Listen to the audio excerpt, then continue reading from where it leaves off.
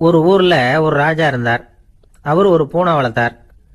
ரொம்ப செல்லமாக அவர் அந்த பூனையை வளர்த்தார். அவர் என்ன பண்ணுவார் தெரியுமா?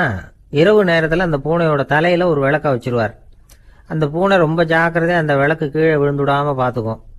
தலையை ஆட்டாமல் ரொம்ப நிதானமாக ராஜா பின்னாடி நடந்து போய்கிட்டே இருக்கும். அந்த விளக்கு வெளிச்சத்தில் எல்லா வேலைகளையும் செஞ்சிருவார். கையில் ஒரு விளக்கை தனியாக எடுத்துகிட்டு போக வேண்டிய அவசியமே இல்லை. விளக்கை தூக்கிட்டு போகிற வேலையை அந்த பூனை பார்த்துக்கும். அதனால் ராஜாவுக்கு அந்த பூனை மேலே ரொம்ப பிரியம். மந்திரிகளையெல்லாம் கூப்பிட்டு அவங்கக்கிட்ட சொல்லுவார், பார்த்தீங்களா இந்த பூனை எவ்வளவு விசுவாசமாக நடக்குது, என் பேரில் எவ்வளவு மரியாதை பார்த்தீங்களா அதுக்கு அப்படிம்பார்.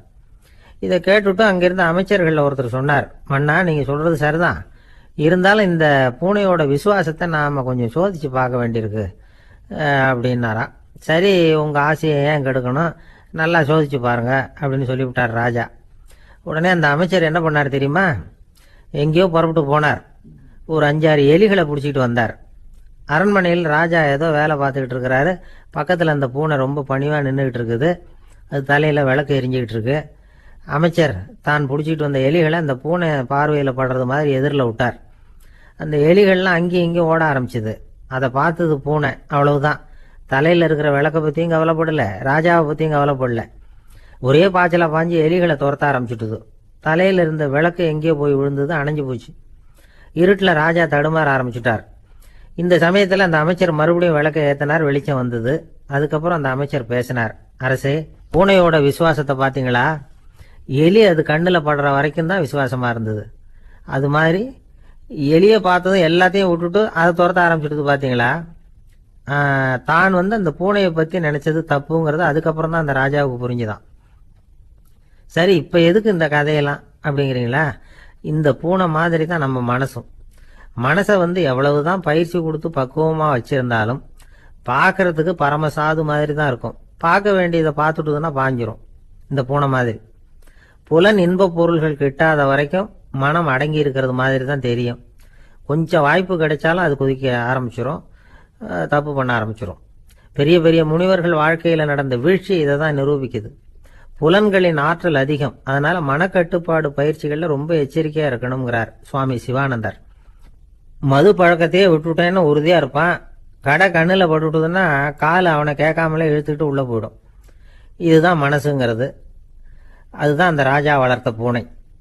நம்மால் ஒருத்தன் அந்த ராஜா பூனை தலையில் விளக்க வச்சது மாதிரி இவன் தன்னுடைய தலையிலேயே ஒரு விளக்கை ஏற்றி வச்சுக்கிட்டு என்னத்தையும் தேட ஆரம்பித்தான். தேடிட்டு இருக்கிறான். தலையை ஆட்டாமல் நிதானமாக நடந்து ரொம்ப நேரமாக தேடிட்டு இருக்கிறான். அந்த சமயம் அங்கே வந்த ஒருத்தர், என்னத்தை தேடுறீங்கன்னு கேட்டார். அதுதான் மறந்து போச்சு அப்படின்னு இழுத்தான். சரி, கொஞ்சம் இப்படி உட்காருங்க, ஞாபகம் வந்ததும் தேட ஆரம்பிக்கலாம் அப்படின்னார் அவர். இவன் கொஞ்ச நேரம் உட்காந்து யோசித்தான். அப்புறம் திடீர்னு எழுந்திரிச்சான். ஞாபகம் வந்துட்டுதுன்னா. என்னன்னு கேட்டார். எங்கள் வீட்டில் இருந்த விளக்கை எங்கே வச்சேன்னு தெரியல, அதை தான் தேடிக்கிட்டு இருக்கிறேன், ஏற்றி வைக்கலாம்னு பார்க்குறேன் அப்படின்னா. எனக்கு இது மட்டும்தான் சார் தெரியும், இதை தவிர வேறு எதுவும் தெரியாது அப்படின்னு சொல்லிக்கிட்டே காலம் தள்ளுறவங்க ரொம்ப பேர். அவங்களெல்லாம் கஷ்டப்பட வேண்டியிருக்கும். ஒருத்தர் தன்னுடைய தொழிலில் ரொம்ப கெட்டிக்காரராக இருக்கலாம். அதுக்காக எப்பவும் அதே ஞாபகத்தில் இருந்துக்கிட்டு உலகியல் அறிவு இல்லாமல் இருந்துடக்கூடாது, அது ஆபத்து. இதுக்காக நம்ம தாத்தா பாட்டிலாம் ஒரு கதை சொல்லுவாங்களே, கேள்விப்பட்டிருக்கீங்களா? ஒரு சமயம் ஒரு 4 பேர் சேர்ந்து வெளியூருக்கு பிரயாணம் போனாங்களாம். அந்த 4 பேர் எப்படி தெரியுமா? ஒருத்தர் வேதாந்தி, இன்னொருத்தர் சங்கீத வித்வான், 3வது ஆள் வைத்தியர், 4வது ஆள் ஜோசியர். இவங்க 4 பேரும் நண்பர்கள். அதனால் சேர்ந்து புறப்பட்டாங்க. வழியில் ஒரு ஊரில் தங்கினாங்க. இருட்டி போச்சு. அதனால் இன்றைக்கி ராத்திரி இங்கேயே தங்கி இருந்துட்டு நாளைக்கு புறப்படலாம் அப்படின்னு தீர்மானம் பண்ணாங்க. சாப்பாட்டுக்கு என்ன பண்ணுறது? அங்கேயே கடத்தெருவுக்கு போய் சாமான்லாம் வாங்கியாந்து சமைச்சு சாப்பிட்லாம்னு முடிவு பண்ணாங்க. 4 பேர் இருக்கிறதுனால ஆளுக்கு ஒரு காரியமாக செய்யலாம் அப்படின்னு வேலையை பிரிச்சுக்கிட்டாங்க. வைத்தியர் கரிகாய் வாங்க போனார், வேதாந்தி எண்ணெய் வாங்க போனார், ஜோசியர் பலசரக்கு வாங்க போனார், சங்கீத வித்வானுக்கு சமைக்கிற வேலை. எல்லாம் சரி, ஆனால் நடந்தது என்ன தெரியுமா? கடைத்தெருவுக்கு காய்கறி வாங்க போனார்ல வைத்தியர், அங்கே போய் மார்க்கெட்டில் பார்த்தார். ஒவ்வொரு கரிகாயாக எடுத்து பார்த்தார். இது பித்தம், உடம்புக்கு ஒத்துக்காது, இது வாயு, உடம்புக்கு ஒத்துக்காது அப்படின்னு ஒவ்வொன்றா தள்ளினார். கடைசியில் ஒன்றுமே தேரல, வெறுங்கையோடு திரும்பி வந்துக்கிட்டு இருக்கிறார். எண்ணெய் வாங்க போனார் வேதாந்தி, அவர் ஒரு தொன்னையில் எண்ணெயை வாங்கினார். பேசாமல் அதை எடுத்துகிட்டு வர வேண்டியது தானே, முடியல. அவருடைய வேதாந்த மூளை சிந்திக்க ஆரம்பிச்சுட்டுது. இந்த தொன்னைக்கு எண்ணெய் ஆதாரமா அல்லது எண்ணெய்க்கு தொன்னை ஆதாரமா அப்படிங்கிற ஆராய்ச்சியில் இறங்கினார். என்னாச்சு தெரியுமா? அப்படி கவுத்து பார்த்தார். வாங்கின எண்ணெய் பூராவையும் வழியில் கொட்டிவிட்டு வெறும் தொன்னையோடு வந்து சேர்ந்தார். பலசரக்கு வாங்க போனார் ஜோசியர். அவர் ஒரு வழியில் பார்த்தாரு. வழியில் வந்தவங்களெல்லாம் அங்கங்கே ஒரு மரத்தடியில் உட்கார வச்சு அவங்களுக்கெல்லாம் ஆர்வம் சொல்ல ஆரம்பிச்சிட்டார். அப்படி ஒவ்வொருத்தராக சொல்லி முடிச்சுட்டு கடத்தருக்கு போய் சேர்ந்தார். இவர் அங்கே போய் சேர்றதுக்குள்ளே ரொம்ப நேரம் ஆகிட்டுது. கடையெல்லாம் பூட்டி விட்டு போயிட்டாங்க. என்ன செய்கிறது? அவரும் வெறுங்கையோடு திரும்பி வந்து சேர்ந்தார். சரி, இவங்க கதை தான் இப்படி ஆச்சு. அங்கே சமைக்கிறதுக்காக உட்காந்துருந்தார் சங்கீத வித்வான். அவர் கதை என்னாச்சு தெரியுமா? அங்கே அவர் அடுப்பை பற்ற வச்சு ஒலையை கொதிக்க வச்சார். அதாவது ஒரு பானையில் தண்ணியை ஊற்றி அடுப்பில் வச்சார். அது கொதிக்க ஆரம்பிச்சிது. தண்ணி கொதிக்கிற சத்தம் இருக்குதுல்ல, அது இவருக்கு தாளம் போடுறது மாதிரி இருந்தது. ஒரே குஷி, பாட ஆரம்பிச்சிட்டார். பாடிக்கிட்டே உற்சாகமாக கையில் இருந்த கரண்டியால் அந்த பானையில் தட்டினார், தாளம் போடுறதா நினச்சிக்கிட்டு. அவ்வளவுதான், பானை பட்டுன்னு உடஞ்சி போச்சு. தலையில் கையை வச்சுக்கிட்டு அவரும் உட்காந்துட்டார். எந்த தொழில் தெரிஞ்சாலும் சரி, அதை புத்திசாலித்தனமாக பயன்படுத்த தெரியலன்னா ஆபத்து தான். அதுக்காக தான் இந்த கதை. ஒரு பஸ்ஸு டிரைவர் ரொம்ப கெட்டிக்காரரு. பஸ்ஸை ரொம்ப திறமையாக ஆபத்து இல்லாமல் ஓட்டினதுக்காக பரிசுலாம் வாங்கினவர். அவரே ஒரு படகு ஓட்டுறதுக்காக அழைச்சிட்டு போயிருக்கிறாங்க, மோட்டார் படகு. அதையும் ரொம்ப திறமையாக தான் ஓட்டிகிட்டு போயிருக்கிறாரு. நடுக்கடலில் போனதும் படகு நின்று போச்சு. மோட்டாரில் ஏதோ கோளாறு. என்ன செய்யலாம் அப்படின்னு அந்த டிரைவரை கேட்டிருக்கிறாங்க படகுல இருந்தவங்கெல்லாம். அப்போ அவர் சொன்னாராம், கவலைப்படாதீங்க, ஒன்றும் பிரச்சனை இல்லை, எல்லோரும் கொஞ்சம் கீழே இறங்கி பின்னாடி தள்ளுங்க, மோட்டார் ஸ்டார்ட் ஆகிடும் அப்படின்னாராம். வாழ்க்கையில் சில சந்தர்ப்பங்களில் நாம் சில அவமானங்களை சந்திச்சே தீர வேண்டியிருக்கு. என்ன பண்ணுறது, காலம் அப்படி. அவமானப்படுறவங்க உடனே அடங்கி போய்டுறது தான் உலக வழக்கம். அவமானப்பட்டால் உடனே சீறி எழறவங்களும் உண்டு. ஆனால் அதையே ஒரு சவாலாக எடுத்துக்கிட்டு முன்னுக்கு வர்றவங்களும் சில பேர் இருக்கிறாங்க. அவங்க ரொம்ப அபூர்வம். இன்றைக்கி மனோதத்துவ நிபுணர்கள்லாம் என்ன சொல்கிறாங்க தெரியுமா? அவமானப்பட்டுட்டா உடனே அடங்கி போயிடக்கூடாதான். அதையே ஒரு சவாலாக எடுத்துக்கிட்டு மனசில் ஒரு வைராக்கியத்தோடு முயற்சி பண்ணினா வாழ்க்கையில் எல்லாரும் முன்னேறலாமா. அவமானங்கிறத நாம் வைராக்கியமாக மாற்றிக்கணும். அதுதான் வெற்றிக்கு வழி. ராமர் இந்த பூமியில் பிறந்ததே ஒரு வைராக்கியத்தினால தான் சார் அப்படின்னார் ஒருத்தர். எப்படிங்க அது அப்படின்னு கேட்டேன். அவர் சொன்னார், தசரதருக்கு ராமர் குழந்தையா பிறக்கணும், அப்போ தான் இங்கே இருக்கிற கஷ்டங்கள்லாம் நீங்கும் அப்படின்னு சர்வ லோகமும் எதிர்பார்த்துக்கிட்டு இருக்குது. ஆனால் அவர் எப்போ பிறப்பார் அப்படின்னு யாருக்கும் தெரியல. அந்த காரியம் சீக்கிரம் நடக்கணுமே, அதுக்கு என்ன பண்ணுறது? நாரதர் வந்தார் ஒரு நாள் தசரதரை தேடி. தசரதா, உனக்கு ஒரு செய்தி தெரியுமான்னு ஆரம்பித்தார். அவர் எப்பவும் இப்படித்தானே ஆரம்பிக்கிறது வழக்கம். என்ன விஷயம்னு கேட்டார் தசரதர். தசரதா, நீ அடிக்கடி உன்னோட தேரில் ஏறிக்கிட்டு தேவலோகத்துக்கு போகிற, அங்கே போகிற வர்ற எல்லாம் பண்ணிகிட்ருக்க, எல்லாம் சரி. தேவலோகத்துலேயும் உன்னை நல்லபடியாக தான் வரவேற்கிறாங்க. தேவேந்திரன் உன்னை பிரியமாக அழைச்சிட்டு போய் தன்னுடைய அரியாசனத்திலேயே தனக்கு பக்கத்திலேயே உட்கார வைக்கிறான். நீயும் சந்தோஷமாக உட்காந்து பேசிவிட்டு வந்துடுற. ஆனால் நீ இங்கே வந்ததுக்கு அப்புறம் அங்கே என்ன நடக்குது தெரியுமா உனக்கு அப்படின்னாரான் நாரதர். என்ன நடக்குது எனக்கு ஒன்றும் தெரியலையே அப்படின்னாரான் தசரதர். நாரதர்கிட்ட கிட்டத்தில் கேட்டிருக்கார், கொஞ்சம் சொல்லுங்கள் என்னது அப்படின்னு. அவர் ஒரு நெருங்கி வந்தாராம் நாரதரும். மெதுவாக அவர் காதோட காதாக சொன்னாராம். அதாவது நம்ம பாஷையில் சொல்லப்போனால் பற்ற வைக்கிறார். நீ அங்கே தேவேந்திரங்கிட்ட உட்காந்து பேசிவிட்டு வந்த பிறகு நீ அங்கே உட்காந்துருந்த அரியாசனத்தை தண்ணி ஊற்றி கழுவி சுத்தப்படுத்துகிறாங்க. நீ என்ன அந்த அளவுக்கு சுத்தம் இல்லாத ஆளா, தினம் குளிக்காமையாக இருக்கிற அப்படின்னாராம். தசரதருக்கு இது ரொம்ப அவமானமாக போயிட்டுது. அப்படியே செய்கிறாங்க அப்படின்னாராம். ஆமாம், நீ வேணும்னா நான் சொல்கிறது உண்மையா இல்லையா அப்படின்னு சோதனை பண்ணி பார்த்துக்கோ அப்படின்னாரான் நாரதர். உடனே தசரதர் இதுக்காகவே புறப்பட்டு தேவலோகம் போனார். அங்கே வழக்கம் போலவே இவரை கூப்பிட்டு உட்கார வச்சு பேசிக்கிட்டு இருந்தான் தேவேந்திரன். கொஞ்ச நேரம் பேசிக்கிட்டு இருந்துட்டு சரி நான் கிளம்புறேன்னு புறப்பட்டார். சரி, அவனும் வாசல் வரைக்கும் வழி அனுப்பி வச்சுட்டு உள்ளே போயிட்டான். தசரதர் வெளியில் கொஞ்ச நேரம் மறைஞ்சி இருந்துட்டு மெதுவாக உள்ளே எட்டி பார்த்தார் என்ன நடக்குதுன்னு. நாரதர் சொன்னது உண்மைதான். தசரதர் உட்கார்ந்துருந்த ஆசனத்தை அங்கே 2 தேவர்கள் கழுவி சுத்தப்படுத்திக்கிட்டு இருக்கிறாங்க. தசரதரால் இதை தாங்கிக்க முடியல. அவருக்கு ரொம்ப அவமானமாக போச்சு. நேராக கிடுகிடுன்னு தேவேந்திரங்கிட்டே போனார். நான் உட்காந்துருந்த இருக்கையே சுத்தம் பண்ணுறியே, நான் என்ன அந்த அளவுக்கு பாவியா அப்படின்னு கேட்டார். ரொம்ப கோபமாக கேட்டார். தசரதரே, மனுஷனுக்கு 3 கடன்கள் உண்டு. தேவகடன், ரிஷி கடன், பித்ரு கடன். இதை தீர்க்காதவன் பாவியாகிறான். இதில் மகனை பெறுவதால் தான் பித்ரு கடன் தீரும். உனக்கு மகன் கிடையாது, அதனால் நீ பாவியாகிற. பாவி உட்கார்ந்துருந்த இடம்ங்கிறதுனால அதை சுத்தம் செய்ய வேண்டியது எங்கள் கடமை அப்படின்னு நானும் தேவேந்திரன். இந்த இடத்துல தசரதருக்கு ஏற்பட்ட அவமானம் ஒரு வைராக்கியமாக மாறிச்சு. தேவேந்திரனே கேட்டுக்கோ, ஒரு மகனை பெற்ற பிறகு தான் இந்த சபையில் மறுபடியும் அடி எடுத்து வைப்பேன் அப்படின்னு சொல்லிவிட்டு போயிட்டாரான். போய் புத்திர காமேஷ் யாகம் பண்ணார், புத்திரர்கள் பிறந்தார்கள். இந்த கதையில் உள்ள கருத்து என்னன்னா, தேவேந்திரன் தசரதரை அப்படி அவமானப்படுத்தலைன்னா அவருக்கு இப்படி ஒரு வைராக்கியம் பிறந்திருக்குமா? யோசிச்சு பார்க்கணும். நமக்கு ஏற்படுகிற சில அவமானங்களையும் வைராக்கியமாக மாற்றிக்குவோம். அப்படி மாற்றிக்கிட்டோம்னா வாழ்க்கையில் முன்னேறலாம். நம்ம ஆளுங்க சில பேர் அவமானத்தை வைராக்கியமாக மாற்றிக்கிறது எப்படி தெரியுமா? நம்மகிட்ட ஒரு பையன் சொன்னான், எங்கள் அப்பா என்னை எல்லாருக்கும் முன்னாடி வச்சு திட்டுவிட்டார், பொறுப்பு இல்லாமல் ஊர் சுற்றுறேன்னு சொல்லி அவமானப்படுத்தி விட்டார். இனிமேல் நீ என் முகத்திலேயே முழிக்காதரா போடான்னு வேற சொல்லிவிட்டார். எனக்கு ரோஷம் வந்துட்டுது. அந்த அவமானத்தை வைராக்கியமாக மாற்றிக்கிட்டேன். அன்னையிலேருந்து அவர் முகத்திலேயே முழிக்கிறதில்ல அப்படின்னா. அப்படியான்னு கேட்டோம். ஆமாங்க, அவர் வீட்டில் இல்லாத நேரமாக பார்த்து உள்ள சமையல் கட்டுக்கு போய் சாப்பிட்டுட்டு நைஸாக வெளியில் வந்துடுவேன் அப்படிங்கிறான். ஒரு காலத்தில் பிரஷ்யா அப்படின்னு ஒரு தேசம் இருந்தது. இப்போ ஜெர்மனி இருக்குல்ல, இதோட பெரும்பகுதி ஒரு காலத்தில் பிரஷ்யாங்கிற பேரில் இருந்தது. அப்போ அதுக்கு அரசராக இருந்தவர் மகா ஃப்ரெடரிக், அதாவது ஃப்ரெடரிக் தி கிரேட் அப்படின்னு சொல்லுவாங்க. அந்த ராஜாவுக்கு ஒரு சந்தேகம், நாம் பல வகையான வரிகளை விதித்து வசூல் பண்ணுறோம், அப்படி பண்ணி வருமானம் குறைஞ்சிக்கிட்டே போகுதே, இதுக்கு என்ன காரணமாக இருக்கும்? இதுதான் அவருக்கு ஏற்பட்ட சந்தேகம். ஒரு சமயம் அந்த அரசர் தம்முடைய அமைச்சர்களையும் பிரபுக்களையும் தளபதிகளையும் கூப்பிட்டு ஒரு விருந்து வச்சார். விருந்து முடிஞ்சதும் அவங்கள பார்த்து இந்த சந்தேகத்தை கேட்டார். வரிகள் அதிகமாக விதித்து வருமானம் குறையறதுக்கு என்ன காரணம் அப்படின்னு கேட்டார். பல பேருக்கு இதுக்கு சரியாக பதில் சொல்ல தெரியல. அனுபவசாலியான ஒரு தளபதி எழுந்திரிச்சார். அரசே, அது எப்படிங்கிறத இப்போ உங்களுக்கு காட்டுறேன்னார். உடனே ஒரு பெரிய பனிக்கட்டி ஒன்றை தன்னுடைய கையில் எடுத்தார். அதை அப்படியும் எப்படியும் திருப்பி பார்த்தார். அப்புறம் அடுத்தவர்கிட்ட கொடுத்தார். அவரும் அதை அப்படியும் இப்படியும் திருப்பி பார்த்துட்டு அடுத்தபடியாக இருந்தவர்கிட்ட கொடுத்தார். இப்படியே இதை ஒவ்வொருத்தராக பார்த்துட்டு ஒவ்வொரு கையாக மாறி கடைசியில் மன்னர் கைக்கு போய் சேர்ந்தது. மன்னர் கைக்கு அந்த பனிக்கட்டி போய் சேர்ந்தப்போ அது கொஞ்சம் கொஞ்சமாக உருகி ஒரு பட்டாணி கடலை சைஸுக்கு ஆகிட்டுது.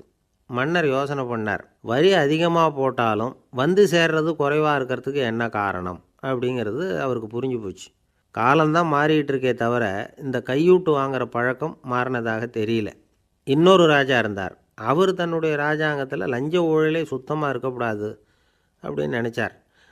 அவர்கிட்ட பல்வேறு துறைகளுக்கும் பொறுப்பாக இருந்த பல பேரும் ரொம்ப சுத்தமாகவும் நேர்மையாகவும் இருந்தாங்க. ஒரே ஒருத்தர் மட்டும் எல்லார்கிட்டையும் லஞ்சம் வாங்கிட்டே இருந்தார். அவரை வேறு வேறு துறைகளுக்கு மாற்றி பார்த்தாரு. அந்த ராஜா என்னென்னமோ பண்ணி பார்க்குறாரு. எந்த வேலையை கொடுத்தாலும் அதுலேயும் லஞ்சம் வாங்கிறதுக்கு ஒரு வழியை உண்டு பண்ணிக்குவார் அந்த ஆள். ராஜாவுக்கு இது ஒரு பெரிய தலைவலியாக போட்டுது. இவர் என்ன பண்ணுறது, இவருக்கு என்ன வேலையை கொடுக்கறது, கொஞ்சம் கூட லஞ்சம் வாங்கிறதுக்கு சான்ஸே இல்லாத ஒரு வேலையை கொடுக்கணும் அப்படின்னு திட்டம் போட்டார். ஒரு நாள் அவருக்கு அந்த உத்தரவும் போட்டுட்டார். அதாவது அவருக்கு என்ன வேலைன்னா, கடற்கரையில் தான் அவருக்கு ஆஃபீஸ். அங்கேயே இருந்துக்க வேண்டியது. தினமும் எத்தனை கடல் அலை கரையில் மோதுது அப்படிங்கிறத கணக்கெடுத்து ராஜாவுக்கு தெரிவிக்க வேண்டியது. இதுதான் அவருக்கு வேலை. பேசாமல் அலையை எண்ணிட்டு உட்காந்துருக்கிட்டோம், அப்போவாவது அவர் லஞ்சம் வாங்குகிற சந்தர்ப்பம் இல்லாமல் போயிடும் அவருக்கு அப்படின்னு நினச்சார் ராஜா. இந்த ஆள் கடற்கரைக்கு போய் டியூட்டியில் ஜாயின் பண்ணிக்கிட்டார். ஒரே மாதத்தில் அங்கே சொந்தமாக ஒரு பிரம்மாண்டமான மாளிகை கட்டிவிட்டார். ராஜாவுக்கு இது பெரிய ஆச்சரியமாக போச்சு. அலையை என்ற வேலையில் அந்த ஆள் எப்படி பணம் சம்பாதிச்சார் அப்படின்னு விசாரித்து பார்த்தார் அக்கம் பக்கத்தில். அந்த ஆள் என்ன பண்ணியிருக்கிறாருன்னா, கடற்கரையில் போய் பொறுப்பை ஏற்றுக்கிட்ட உடனே அங்கே இருந்த மீனவர்கள்கிட்ட எல்லாம் இந்த கரையில் ஒரு நாளில் மோதுகிற அலைகள் எத்தனை அப்படின்னு கேட்டிருக்காரு. அது எப்படிங்க தெரியும்னு இருக்காங்க அவங்க. தினமும் அந்த எண்ணிக்கை தெரியணும்.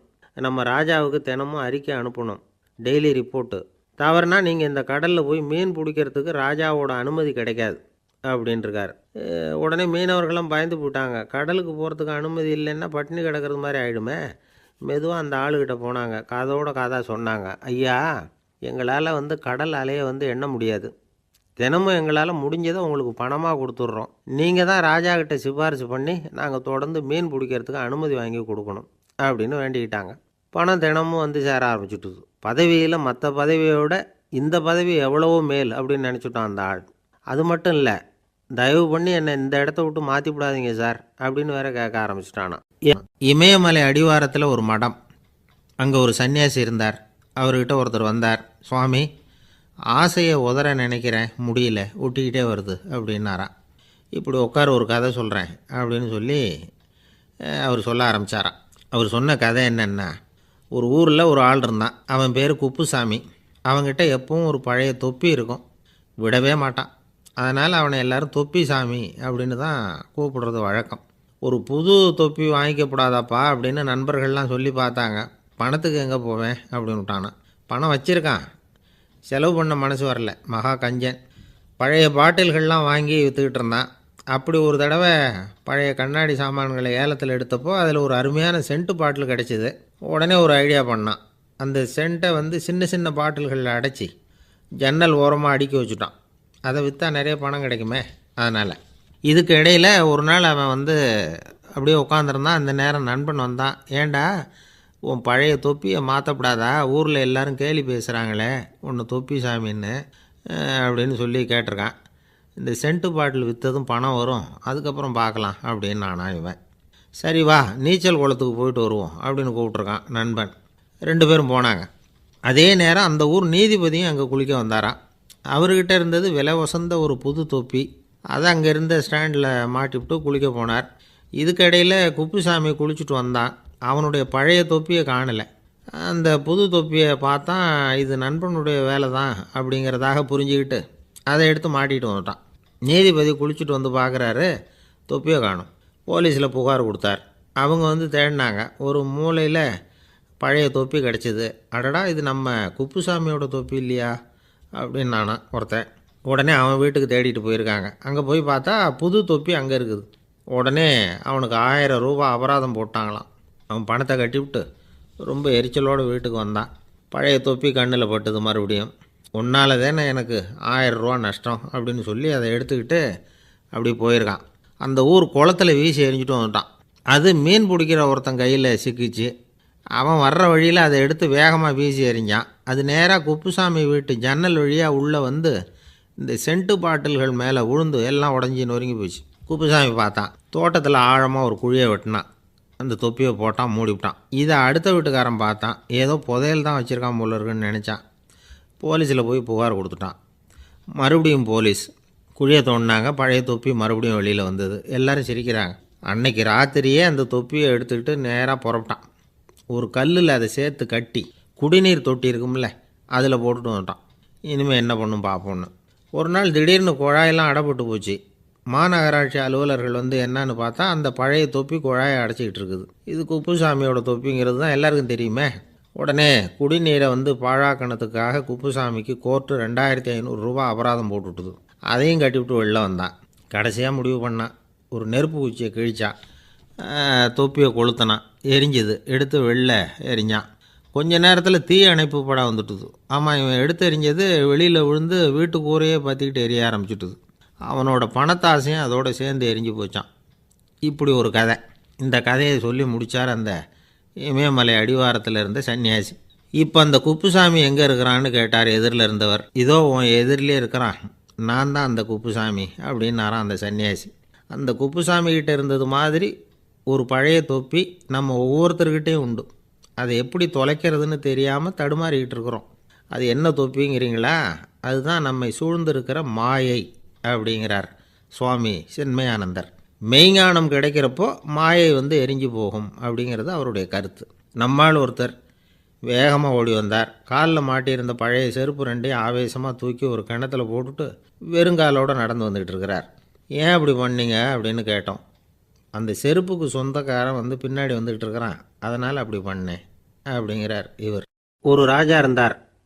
நாடு பூராவும் நிறைய மரங்களை நட்டு வளர்க்கணுங்கிறது அவரோட ஆசை. தானே அதுக்கு முன்மாதிரியாக இருக்கணும்னு நினைச்சார். அரண்மனையை சுற்றி மரங்களை நட்டு வளர்த்தார். இதை பார்த்துட்டு ஜனங்களும் அவங்கவுங்க வீட்டை சுற்றி மரக்கன்றுகளை நட்டு வளர்த்தாங்க. கொஞ்ச காலத்தில் ஊர் பூரா பசுமையாக மாறிச்சு. எல்லாருக்கும் சந்தோஷமாக இருந்தது. இது ஒரு பக்கம் இருக்கட்டும்.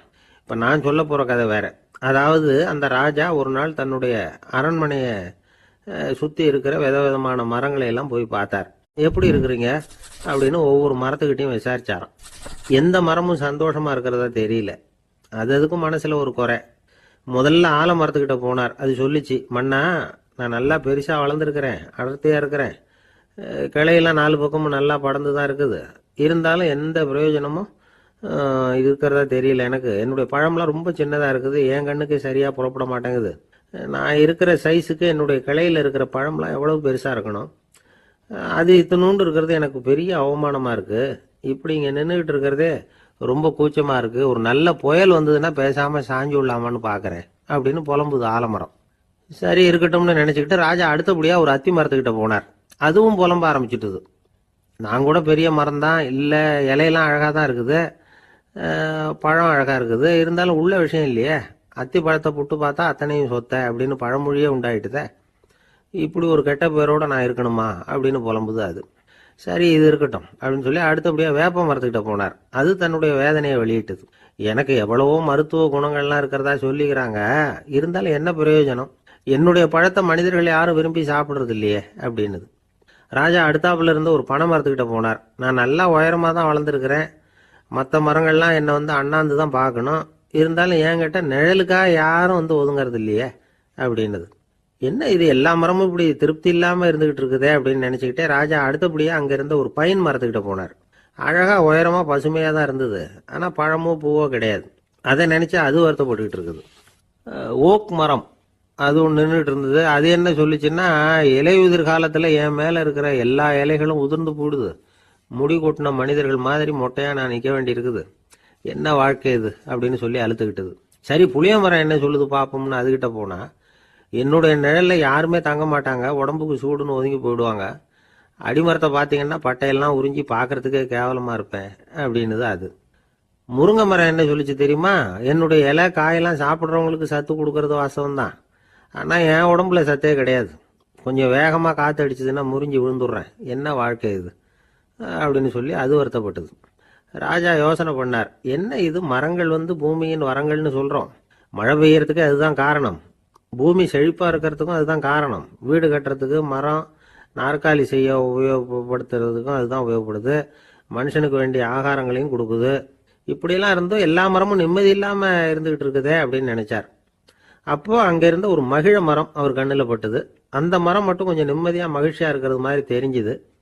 உடனே ராஜா அதுகிட்ட போனார். உனக்கு மனசில் எதுவும் குறை இல்லையான்னு கேட்டார். இல்லை நான் சந்தோஷமாக தான் இருக்கேன்னு அந்த மகிழ மரம். அப்படியான்னு ஆச்சரியமாக கேட்டார் ராஜா. ஆமாம் மன்னா, இந்த இடத்துல நீங்கள் ஒரு முருங்கை மரத்தையோ வேப்ப மரத்தையோ கூட நட்டிருக்கலாம், ஆனால் இந்த இடத்துல நடுறதுக்கு என்ன தேர்ந்தெடுத்துருக்குறீங்க, அதுவே எனக்கு பெருமை, அதுவே எனக்கு திருப்தி அப்படின்னு தான் மகிழ மரம். மகிழ மரம் சாதாரணமாக தான் இருக்கும், இளம் மஞ்சள் நிறத்தில் பூக்கள், அது காய்ந்தும் மனம் வீசும். மகிழ மரம் மாதிரி மன திருப்தியோடு வாழறதுக்கு நாம் கற்றுக்கணுமா. நாம் இந்த உலகத்தில் ஒரு நாயாவோ நரியாவோ கூட பிறந்திருக்கலாம், மனுஷனாக பிறந்திருக்கிறோம், அதுவே பெருமை தானே. இந்த நிறைவு தான் மகிழ்ச்சியின் ரகசியம்.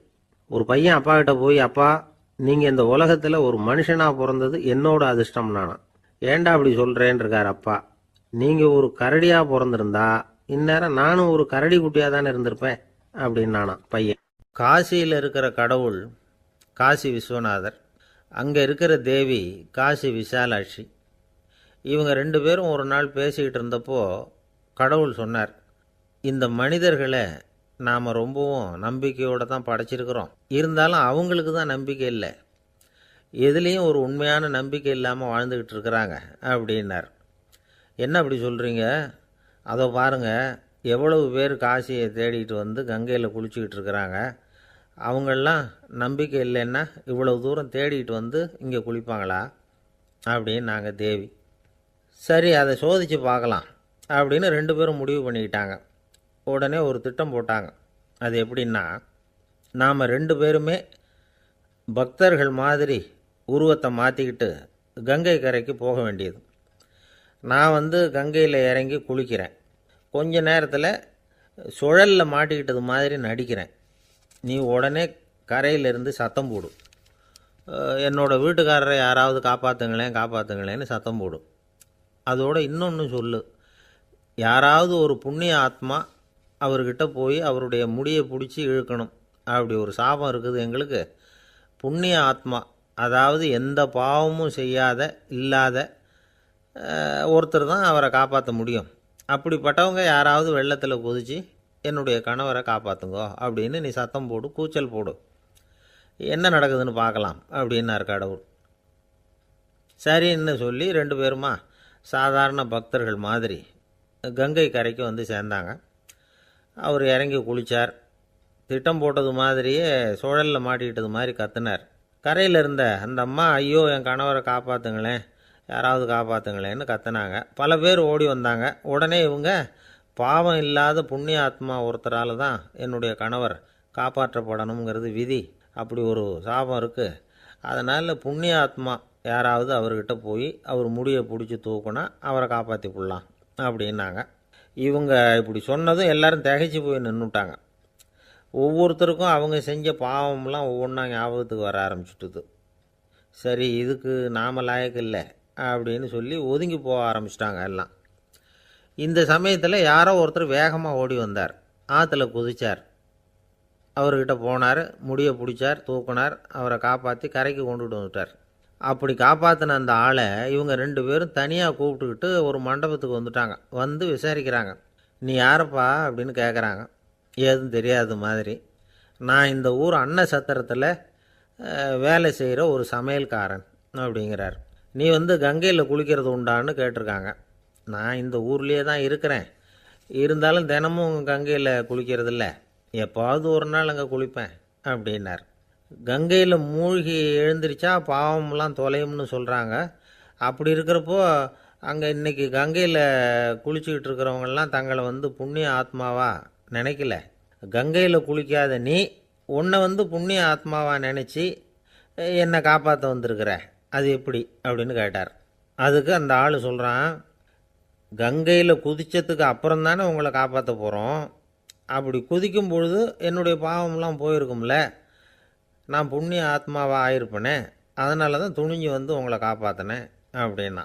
கடவுளும் தேவியும் அவனுக்கு வந்து காட்சி கொடுத்தாங்களாம். இப்படி ஒரு கதை உண்டு. அதாவது கங்கையில் குளிச்சுக்கிட்டு இருக்கிறவங்களுக்கே தங்களுடைய பாவம் போகுங்கிற நம்பிக்கை பரிபூர்ணமாக இல்லை, குளிக்காத ஒருத்தனுக்கு அந்த நம்பிக்கை இருந்தது.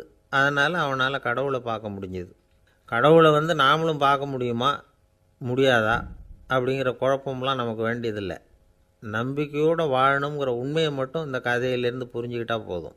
ஏன்னா இந்த கதையை கேட்டுட்டு ஒரு நண்பன் குதர்க்கமாக ஒரு கேள்வி கேட்டான். ஏன் சார், கங்கையில் குளித்தா பாவம் போயிடும்னு சொல்கிறீங்களே, நான் எனக்கு வேண்டாத ஒருத்தனை அழைச்சிட்டு போய் கங்கையிலேயே தள்ளி விட்டுட்டு அதுக்கப்புறம் அங்கேயே முழுக்கு போட்டுட்டு நான் செஞ்ச பாவத்தை வந்து அதுலேயே கழுவி விட்டுட்டு மறுபடியும் உங்ககிட்ட வந்துடுறேன்னு வச்சுக்கோங்க, நீங்கள் என்னை வந்து புண்ணிய ஆத்மான்னு ஏற்றுக்குவீங்களா அப்படிங்கிறான்.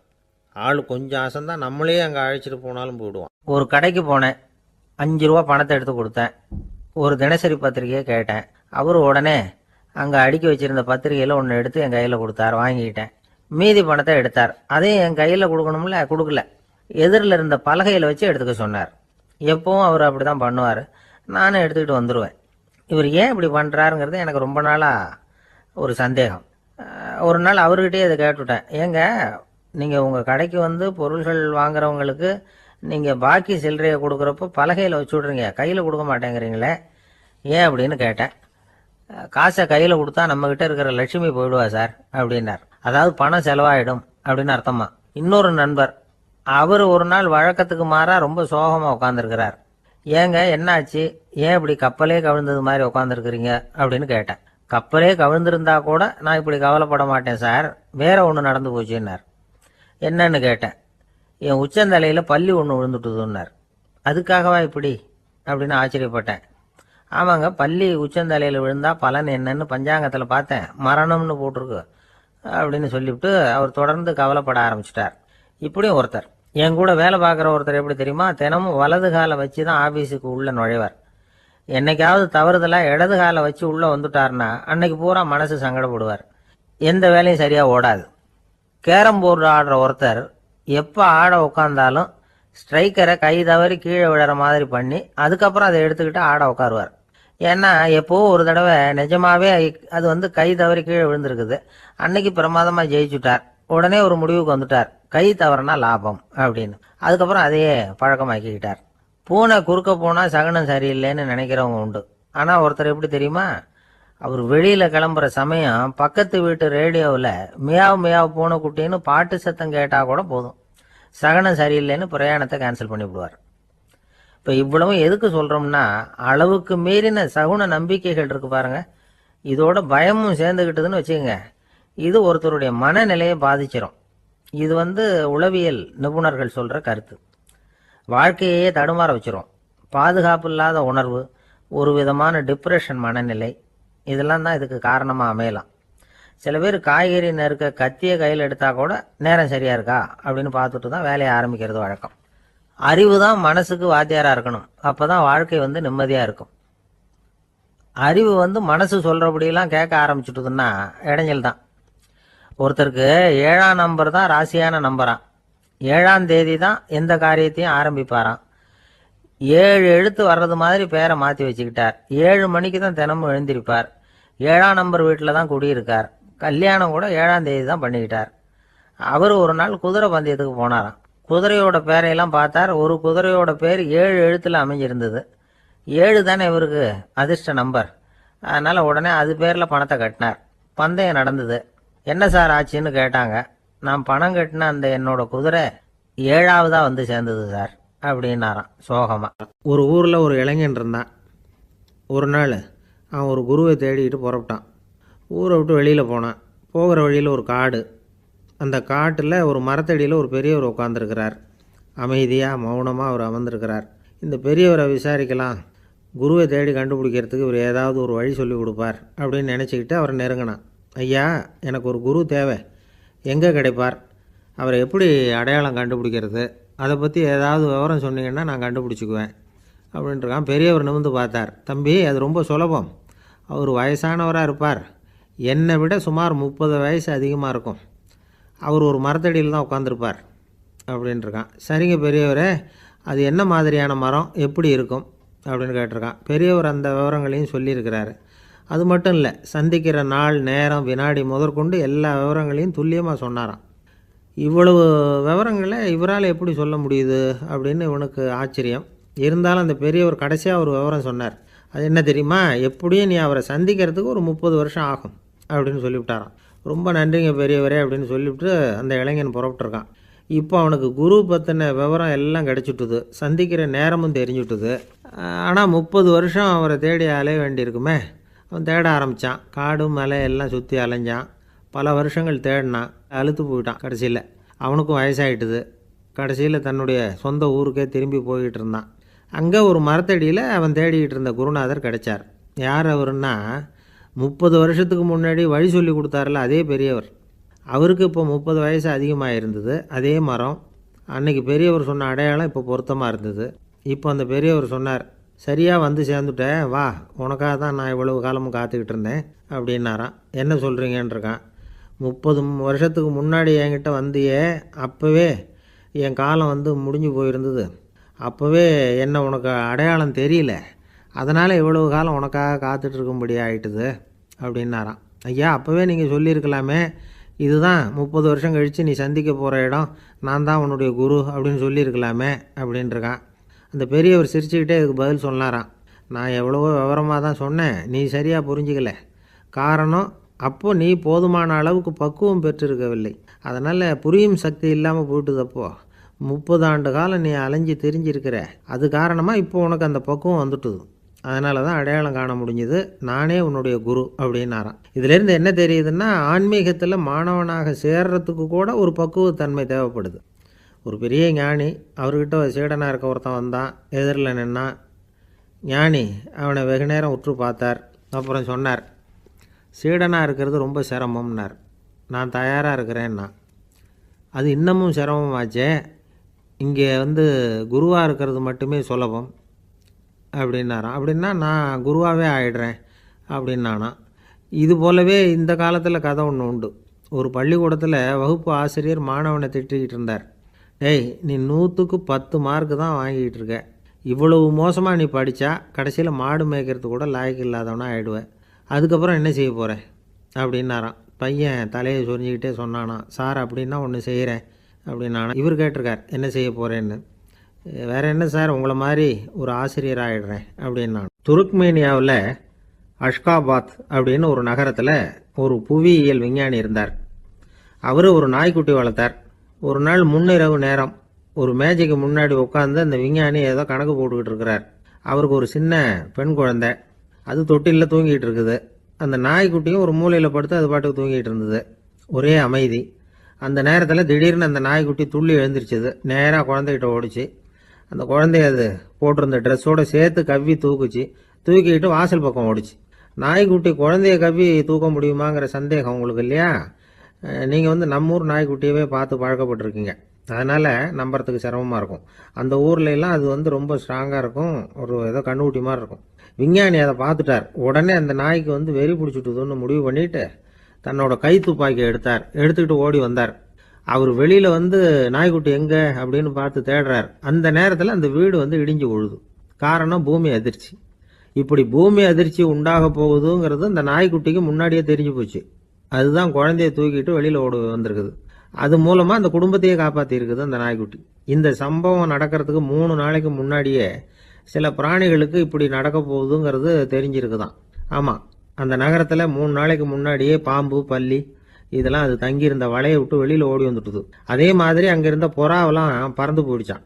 இதே மாதிரி யுகோஸ்லோவியாவில் கூட ஒரு நகரம், அங்கே ஒரு நாள் ராத்திரி ஒரு மிருக காட்சி சாலையில் திடீர்னு ஒரு பெரிய கலவரம், கூச்சல், குழப்பம். அங்கே இருந்த கழுதை, புலி, யானை, பறவை எல்லாம் கண்ணாபின்னான்னு கத்த ஆரம்பிச்சுட்டுது. நீர் யானை அதுக்குன்னு போடப்பட்டிருந்த தடுப்பையே தாண்டி குதிச்சு வெளியில் வந்துட்டு தான். மறுநாள் தான் எல்லாருக்கும் விஷயம் புரிஞ்சுது. அடுத்த நாள் காலையில் அங்கே பூமி அதிர்ச்சி உண்டாயிட்டுது. இப்போ பாருங்க, அதாவது மனுஷனை போய் தீர்க்க தரிசி அது இதுன்னு சொல்லிட்டு இருக்கிறோம். இவனை விட அது பரவாயில்லைன்னு தோணுது. அதாவது மிருகங்கள் ஒன்று நடக்க போகுதுங்கிறத முன்னாடியே புரிஞ்சுக்குதே. சரி, இதெல்லாம் எப்படி அது முன்கூட்டி புரிஞ்சுக்குது? அதுதான் படைப்பு ரகசியம். அதை கண்டுபிடிக்கிறதுக்கு தான் மனுஷன் ஆராய்ச்சி பண்ணிட்டு இருக்கிறான். விஞ்ஞானிகளோட ஆராய்ச்சியெல்லாம் ஒரு பக்கம் இருக்கட்டும், வீட்டுக்குள்ளேயே சில ஆராய்ச்சி பண்ணி பாருங்களேன். இப்போ சில யோசனை சொல்லி அதை சோதனை பண்ணி பாருங்க அப்படின்னு ஒருத்தர் சொன்னாராம். அதாவது இப்போ மழை வருமா வராதா அப்படின்னு தெரிஞ்சுக்கணுமா, உடனே ஒரு பூனைக்குட்டி பின்னாடியே மெதுவாக போய் அது என்ன செய்யுதுன்னு கவனித்து பார்க்கணும். பூனைக்குட்டி தன்னோட பாதத்தினால சுகத்தில் அப்படி கீறிக்கிட்டு இருக்கும். அப்படி கீறினா கண்டிப்பாக மழை வரும். சில சமயம் பூனைக்குட்டி அப்படியே மல்லாந்து படுத்துக்கிட்டு பாதத்தை உயர தூக்கும், அப்படியும் எப்படியும் புரளும். இப்படி செஞ்சதுன்னா அன்னைக்கும் மழை இருக்காது. அதனால் முன்னாடி இருந்தது மழை வர்றதுக்கு அறிகுறி, இது மழை இல்லைங்கிறதுக்கு அறிகுறி. பறவைகள், பிராணிகள் இதுகளோட நடவடிக்கைகளை பார்த்துட்டு அதையெல்லாம் அடிப்படையாக வச்சு தான் காலநிலையை கண்டுபிடிக்கிற கருவிகளை கண்டுபிடிச்சிருக்கிறாங்க. வாத்து இருக்குல்ல, சில சமயம் தன்னோட அழகை தன்னோட இறகுகளில் அப்படியே புதைச்சிக்கும். அப்படி செஞ்சால் குளிர்காலம் வரப்போகுதுன்னு அர்த்தம். பருவநிலை குளிராக மாறப்போகுதுங்கிறதுக்கு இதுதான் அறிகுறி. சிட்டுக்குருவி இருக்குதுல்ல, அதெல்லாம் புழுதியில் உழுந்து புரளும். சிறகுகளை படபடன்னு அடிச்சுக்கும். அப்படி செஞ்சால் மழை வரப்போகுதுன்னு அர்த்தம். ஒன்று மட்டும் நாம் நல்லா தெரிஞ்சுக்கணும். இயற்கையின் சீற்றம்னு சொல்கிறோம் இல்லையா, இயற்கை ஏன் நம்ம மேலே கோவப்படுது? இயற்கையை நாம் அனுசரித்து போகிறதில்ல, அதனால் கோவப்படுது. காடுகளை அழிக்கப்படாது, விலங்குகளை கொல்லக்கூடாது, இயற்கை ஏற்படுத்தி வச்சிருக்கிற சமநிலையை கெடுக்கப்படாது. அதை புரிஞ்சுக்கிட்டு வாழ்ந்தோம்னா பூமியும் நடுங்காது, நாமளும் நடுங்க வேண்டிய அவசியம் இருக்காது. ஒருத்தர் இருந்தார், சாராய கடைக்கு போனாராம், நிறைய சாப்பிட்டார். அப்புறம் சொன்னார், இது ரொம்ப அற்புதமான சரக்கு போல இருக்கு. உள்ளே போன உடனே இந்த பூமியே நடுங்கிறது மாதிரி இருக்கு எனக்கு அப்படின்னாராம். இதுக்கு கடைக்காரர் சொல்லியிருக்கார், நீங்கள் சாப்பிட்டது வெறும் பச்சை தண்ணி தாங்க, இப்போ ஏற்பட்டிருக்கிறது நிஜம் பூமி அதிர்ச்சி அப்படின்னார். ஒரு விவசாயி விதைக்கிறதுக்காக வயல்வெளி பக்கம் போகிறார். விதைகளை அள்ளி வீசினார். அப்போ என்ன ஆச்சுன்னா, சில விதைகள் பாதை ஓரத்தில் விழுந்தது. சில விதைகள் முள் செடிகள் மண்டி இருந்த புதருக்கு இடையில விழுந்தது. சில விதைகள் நல்ல நிலத்தில் விழுந்தது. பாதை ஓரத்தில் விழுந்த விதை என்ன ஆச்சுன்னா, அதெல்லாம் பறவைகள் கண்ணில் போட்டுட்டுது. உடனே உட்காந்து கொத்தி தின்னுட்டு போட்டுது. அதிகமாக மண் இல்லாத பாறை பகுதியில் விழுந்த விதையெல்லாம் லேசாக வேர் விட்டு முளைக்க ஆரம்பிச்சுது. அதுக்கப்புறம் வேர் கீழேயும் ஆழமாக போக முடியல, மேலேயும் சூரிய வெப்பம் அதிகம் தாங்க முடியல, எல்லாம் காஞ்சி கருகி போட்டுது. புதர் பகுதியில் சில விதைகள் விழுந்தது இல்லையா, முள் செடிகள் காடாக மண்டி போயிருந்தது. அதனால் முளைச்சி வர்ற செடிக்கு நெருக்கடி அதிகமாக போட்டுது, சரியாக வளர முடியல, விளைச்சலும் சரியா இல்லை. நல்ல நிலத்தில் விழுந்த விதைகள் மட்டும் நல்லா முளைச்சிது, நல்லா வளர்ந்தது, விளைச்சலும் பிரமாதமாக இருந்தது. இந்த கதையை சொல்லிவிட்டு கேட்க செவியுள்ளோர் கேட்கட்டும் அப்படிங்கிறார் இயேசு பெருமான். ஆமாம், இயேசு கடலில் நின்ற படகு ஒன்றில் உட்காந்துருக்கிறார். கடற்கரையில் ஏராளமான மக்கள் உட்காந்துருக்கிறாங்க. அந்த சமயத்தில் தான் இயேசு ஓமைகள் மூலமாக மக்களுக்கு பல உண்மைகளை சொல்லிகிட்டு இருக்கிறார். மக்கள் அந்த கதையை கேட்டுட்டு ஒன்றும் புரியாமல் முழிக்கிறாங்க. அதை கவனித்த இயேசு அந்த ஓமையை விளக்க ஆரம்பிச்சார். இதில் அந்த விதைக்கிறவர் தான் இறைவன். அவருடைய வார்த்தைகளை விதைக்கிறார். அந்த வார்த்தைகளை கேட்கிற மக்கள் அந்த விழுந்த விதைகள் மாதிரி 4 வகையானவர்கள். சில பேர் பாதை ஓரத்தில் விழுந்த விதைகள் மாதிரி. இறைவன் வார்த்தைகளை அவங்க கேட்குறாங்க. ஆனால் தீய எண்ணங்கள் செய்கைகள் மூலமாக விதைக்கப்பட்ட வார்த்தைகள் அழிஞ்சு போடுது. இறைவன் வார்த்தைகளை கேட்ட உடனே மகிழ்ந்து போய் உடனே சில பேர் அதை ஏற்றுக்கிறாங்க. இவங்கெல்லாம் அந்த பாறை பகுதியில் விழுந்த விதைகள் மாதிரி. அதனால் இவங்கெல்லாம் வேறு இல்லாதவங்க. கொஞ்ச காலத்துக்கு இறை வார்த்தைகளுக்கு கீழ்ப்படிந்து நடப்பாங்க. அதனால் ஏதாவது இடைஞ்சல் ஏற்பட்டால் உடனே தடுமாறுவாங்க. தங்கள்கிட்ட இருக்கிற நல்ல பண்புகளை விட்டுட்டு பாவ வழிகளுக்கு போயிடுவாங்க. முள் செடிகளுக்கு இடையில விழுந்த விதைகள் மாதிரி உள்ளவங்க யாருன்னா, இவங்களுக்கு உலக கவலை உண்டு, செல்வத்தின் மீது மயக்கம் உடையவர்கள். உலக ஆசைகள் இவங்களுக்குள்ள பூந்துடுறதுனால அங்கே இருக்கிற நல்ல பண்புகள் மறைஞ்சு போயிடுது. அதனால் அவங்களும் உபயோகம் இல்லாதவங்களா ஆயிடுறாங்க. நல்ல மனிதர்கள் நல்ல நிலத்தில் விழுந்த விதைகளுக்கு ஒப்பானவர்கள். இவங்க இறை வார்த்தையை கேட்குறாங்க, அதை ஏற்றுக்கிறாங்க, அவங்களும் நல்லபடியாக வாழுறாங்க, அடுத்தவங்களுக்கும் உபயோகமாக இருப்பாங்க. இதுதான் இயேசு சொன்ன விளக்கம். நல்ல வார்த்தைகளை கேளுங்கள், நல்ல வார்த்தைகளை ஏற்றுக்கொள்ளுங்கள், அடுத்தவங்களுக்கு உபயோகமாக இருங்க. இதுதான் பெரியவங்கள்லாம் நமக்கு சொல்லுகிற உபதேசம். ஒரு அப்பா தன்னுடைய மகனுக்கு உபதேசம் பண்ணார். இதை பாருப்பா, நல்ல வார்த்தைகளை கேட்கணும், எப்போதுமே மகன் அப்பா பேச்சை கேட்கறது நல்லது அப்படின்னாராம். நீ ஏதாவது ஒரு தப்பு பண்ணால் என் தலையில் ஒரு முடி நரைச்சி வெள்ளையாக போடும்பா, நீ செய்கிற ஒவ்வொரு தப்புக்கும் என் தலையில் ஒவ்வொரு முடி வெள்ளையாயிடும் அப்படின்னாராம்.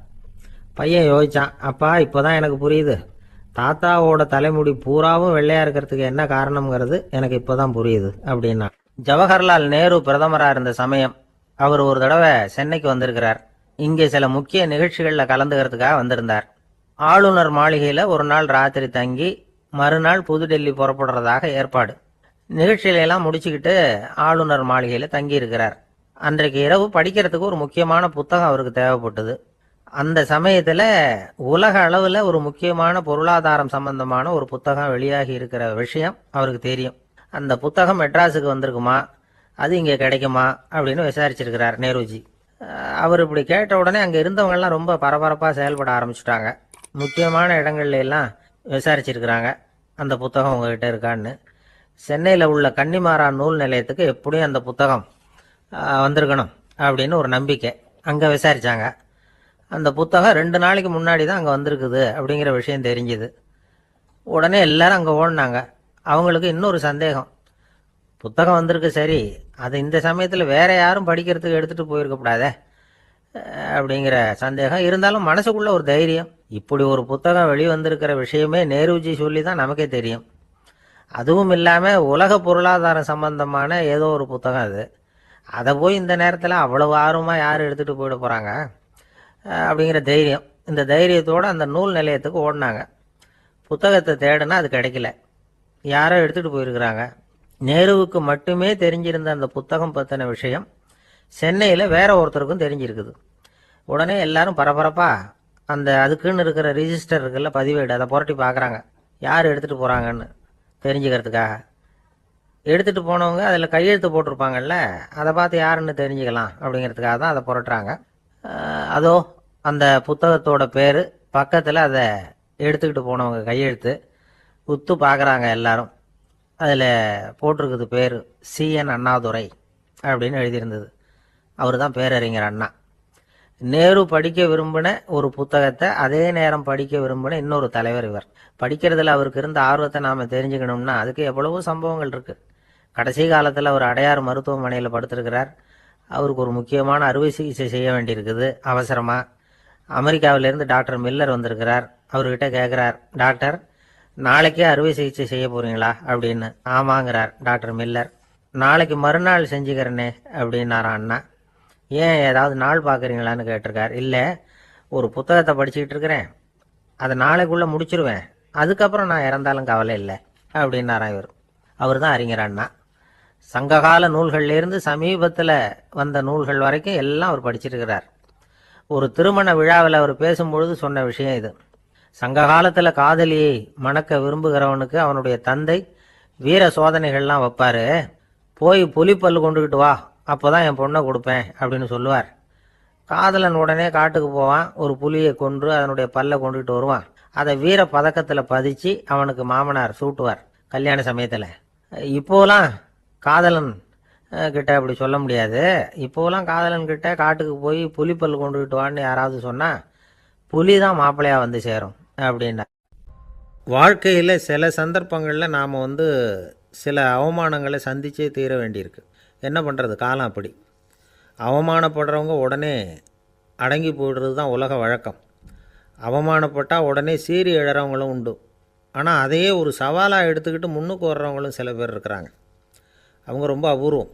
இன்றைக்கி மனோதத்துவ நிபுணர்கள்லாம் என்ன சொல்கிறாங்க தெரியுமா? அவமானப்பட்டுட்டா உடனே அடங்கி போயிடக்கூடாதான். அதையே ஒரு சவாலாக எடுத்துக்கிட்டு மனசில் ஒரு வைராக்கியத்தோடு முயற்சி பண்ணினா வாழ்க்கையில் எல்லாரும் முன்னேறலாமா. அவமானங்கிறத நாம் வைராக்கியமாக மாற்றிக்கணும். அதுதான் வெற்றிக்கு வழி. ராமர் இந்த பூமியில் பிறந்ததே ஒரு வைராக்கியத்தினால தான் சார் அப்படின்னார் ஒருத்தர். எப்படிங்க அது அப்படின்னு கேட்டேன். அவர் சொன்னார், தசரதருக்கு ராமர் குழந்தையாக பிறக்கணும், அப்போ தான் இங்கே இருக்கிற கஷ்டங்கள்லாம் நீங்கும் அப்படின்னு சர்வ லோகமும் எதிர்பார்த்துக்கிட்டு இருக்குது.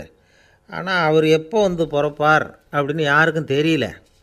அந்த காரியம் சீக்கிரம் நடக்கணுமே, அதுக்கு என்ன பண்ணுறது? நாரதர் வந்தார் ஒரு நாள் தசரதரை தேடி. தசரதா, உனக்கு ஒரு செய்தி தெரியுமான்னு ஆரம்பித்தார். அவர் எப்பவும் இப்படித்தானே ஆரம்பிக்கிறது வழக்கம். என்ன விஷயம்னு கேட்டார் தசரதர். தசரதா, நீ அடிக்கடி உன்னோட தேரில் ஏறிக்கிட்டு தேவலோகத்துக்கு போகிற, அங்கே போகிற வர்ற எல்லாம் பண்ணிகிட்ருக்க, எல்லாம் சரி. தேவலோகத்துலேயும் உன்னை நல்லபடியாக தான் வரவேற்கிறாங்க. தேவேந்திரன் உன்னை பிரியமாக அழைச்சிட்டு போய் தன்னுடைய அரியாசனத்திலேயே தனக்கு பக்கத்திலேயே உட்கார வைக்கிறான். நீயும் சந்தோஷமாக உட்காந்து பேசிவிட்டு வந்துடுற. ஆனால் நீ இங்கே வந்ததுக்கு அப்புறம் அங்கே என்ன நடக்குது தெரியுமா உனக்கு அப்படின்னாரான் நாரதர். என்ன நடக்குது எனக்கு ஒன்றும் தெரியலையே அப்படின்னாரான் தசரதர். நாரதர்கிட்ட கிட்டத்தில் கேட்டிருக்கார், கொஞ்சம் சொல்லுங்கள் என்னது அப்படின்னு. அவர் நெருங்கி வந்தாரான் நாரதரும். மெதுவாக அவர் காதோட காதாக சொன்னாராம். அதாவது நம்ம பாஷையில் சொல்லப்போனால் பற்ற வைக்கிறார். நீ அங்கே தேவேந்திரங்கிட்ட உட்காந்து பேசிவிட்டு வந்த பிறகு நீ அங்கே உட்காந்துருந்த அரியாசனத்தை தண்ணி ஊற்றி கழுவி சுத்தப்படுத்துகிறாங்க. நீ என்ன அந்த அளவுக்கு சுத்தம் இல்லாத ஆளா, தினம் குளிக்காமையாக இருக்கிற அப்படின்னாராம். தசரதருக்கு இது ரொம்ப அவமானமாக போயிட்டுது. அப்படியே செய்கிறாங்க அப்படின்னாராம். ஆமாம், நீ வேணும்னா நான் சொல்கிறது உண்மையா இல்லையா அப்படின்னு சோதனை பண்ணி பார்த்துக்கோ அப்படின்னாரான் நாரதர். உடனே தசரதர் இதுக்காகவே புறப்பட்டு தேவலோகம் போனார். அங்கே வழக்கம் போலவே இவரை கூப்பிட்டு உட்கார வச்சு பேசிக்கிட்டு இருந்தான் தேவேந்திரன். கொஞ்ச நேரம் பேசிக்கிட்டு இருந்துட்டு சரி நான் கிளம்புறேன்னு புறப்பட்டார். சரி, அவனும் வாசல் வரைக்கும் வழி அனுப்பி வச்சுட்டு உள்ளே போயிட்டான். தசரதர் வெளியில் கொஞ்சம் நேரம் மறைஞ்சி இருந்துட்டு மெதுவாக உள்ளே எட்டி பார்த்தார் என்ன நடக்குதுன்னு. நாரதர் சொன்னது உண்மைதான். தசரதர் உட்காந்துருந்த ஆசனத்தை அங்கே 2 தேவர்கள் கழுவி சுத்தப்படுத்திக்கிட்டு இருக்கிறாங்க. தசரதரால் இதை தாங்கிக்க முடியல. அவருக்கு ரொம்ப அவமானமாக போச்சு. நேராக கிடுகிடுன்னு தேவேந்திரங்கிட்டே போனார். நான் உட்காந்துருந்த இருக்கையே சுத்தம் பண்ணுறியே, நான் என்ன அந்த அளவுக்கு பாவியா அப்படின்னு கேட்டார். ரொம்ப கோபமாக கேட்டார். தசரதரே, மனுஷனுக்கு 3 கடன்கள் உண்டு. தேவகடன், ரிஷி கடன், பித்ரு கடன். இதை தீர்க்காதவன் பாவியாகிறான். இதில் மகனை பெறுவதால் தான் பித்ரு கடன் தீரும். உனக்கு மகன் கிடையாது, அதனால் நீ பாவியாகிற. பாவி உட்காந்துருந்த இடம்ங்கிறதுனால அதை சுத்தம் செய்ய வேண்டியது எங்கள் கடமை அப்படின்னு நானான் தேவேந்திரன். இந்த இடத்துல தசரதருக்கு ஏற்பட்ட அவமானம் ஒரு வைராக்கியமாக மாறிச்சு. தேவேந்திரனே கேட்டுக்கோ, ஒரு மகனை பெற்ற பிறகு தான் இந்த சபையில் மறுபடியும் அடி எடுத்து வைப்பேன் அப்படின்னு சொல்லிவிட்டு போயிட்டாரான். போய் புத்திர காமேஷ்டி யாகம் பண்ணார். புத்திரர்கள் பிறந்தார்கள். இந்த கதையில் உள்ள கருத்து என்னென்னா, தேவேந்திரன் தசரதரை அப்படி அவமானப்படுத்தலைன்னா அவருக்கு இப்படி ஒரு வைராக்கியம் பிறந்திருக்குமா யோசித்து பார்க்கணும். நமக்கு ஏற்படுகிற சில அவமானங்களையும் வைராக்கியமாக மாற்றிக்குவோம். அப்படி மாற்றிக்கிட்டோம்னா வாழ்க்கையில் முன்னேறலாம். நம்ம ஆளுங்க சில பேர் அவமானத்தை வைராக்கியமாக மாற்றிக்கிறது எப்படி தெரியுமா?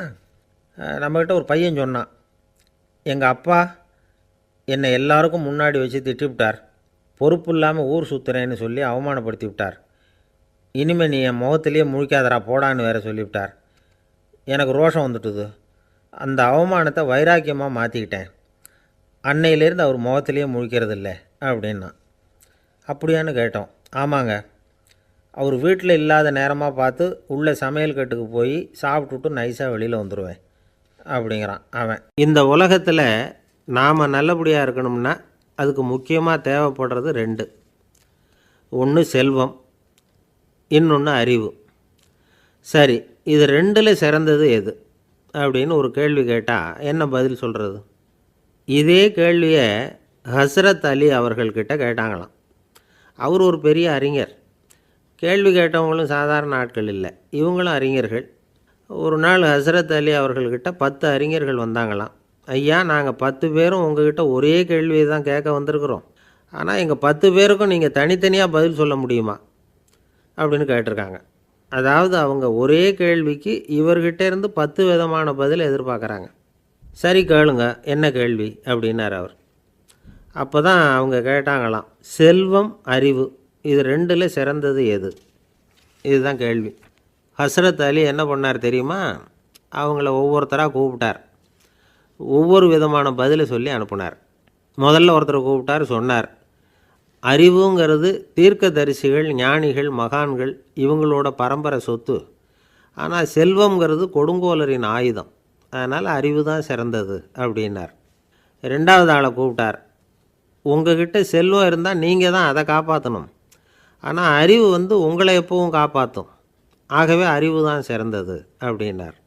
மூணாவது ஆளை கூப்பிட்டார், செல்வந்தனுக்கு எப்போதும் விரோதிகள் அதிகம், ஆனால் அறிஞனுக்கு நண்பர்கள் அதிகம், அதனால் அறிவு தான் சிறந்ததுன்னார். அடுத்தவரை கூப்பிட்டார், செல்வம் அடுத்தவங்களுக்கு கொடுக்க கொடுக்க குறையும், ஆனால் கல்விங்கிறது அதிகரிச்சுக்கிட்டே வரும், கொடுக்கறதுனால குறையாது, அதனால் அறிவு தான் சிறந்ததுன்னார்.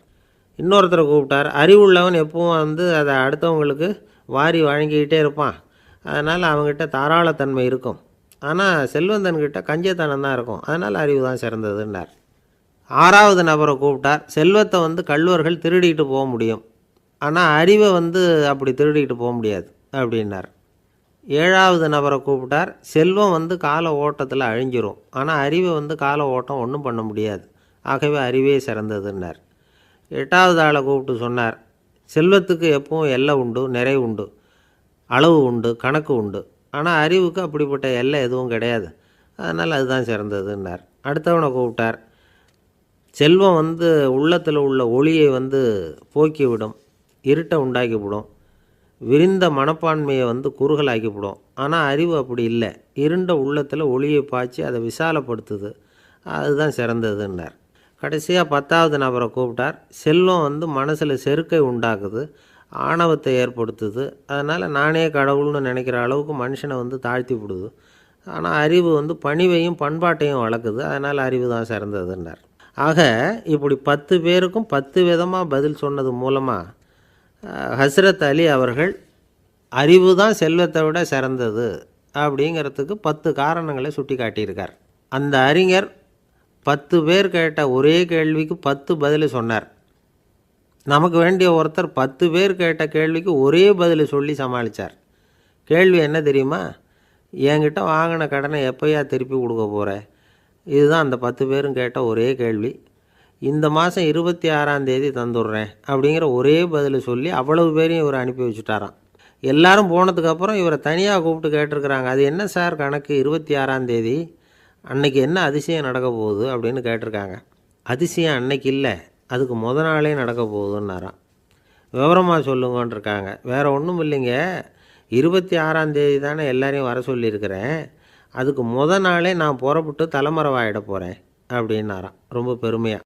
பக்தின்னு சொல்கிறோம் இல்லையா, அது 3 வகைப்படும் அப்படிங்கிறார் ஒரு பெரியவர். அது என்ன 3 வகைன்னா, தெய்வ பக்தி, அடியார்கள் பக்தி, குரு பக்தி. அடியார் பக்தியை விட தெய்வ பக்தியை விட குரு பக்தி தான் ரொம்பவும் சிறந்ததுங்கிறார் அவர். தெய்வத்துக்கிட்ட செஞ்ச பாவம் குருநாதர்கிட்ட தீர்ந்துருமா, குருநாதர்கிட்ட செஞ்ச பாவம் தெய்வத்துக்கிட்ட போனாலும் தீராதான். இப்படி பெரியவங்கள்லாம் சொல்லி வச்சுருக்கிறாங்க. ஒரு காடு, அங்கே அயோத தௌமியர் அப்படின்னு ஒரு தபோதனர், அவர் பல மாணவர்களை ஒன்றா சேர்த்து ஒரு குருகுலம் நடத்திக்கிட்டு இருக்கிறார். பல தரப்பட்டவங்க பல திறப்பட்டவங்க மாணவர்கள் அதில் சேர்ந்து படிச்சுக்கிட்டு இருக்கிறாங்க. பாஞ்சால ராஜகுமாரன் ஒருத்தனும் அந்த குருகுலத்தில் சேர்ந்து படிச்சுக்கிட்டு இருக்கிறான். அவன் பேர் ஆருணி, பெரிய இடத்து புள்ள.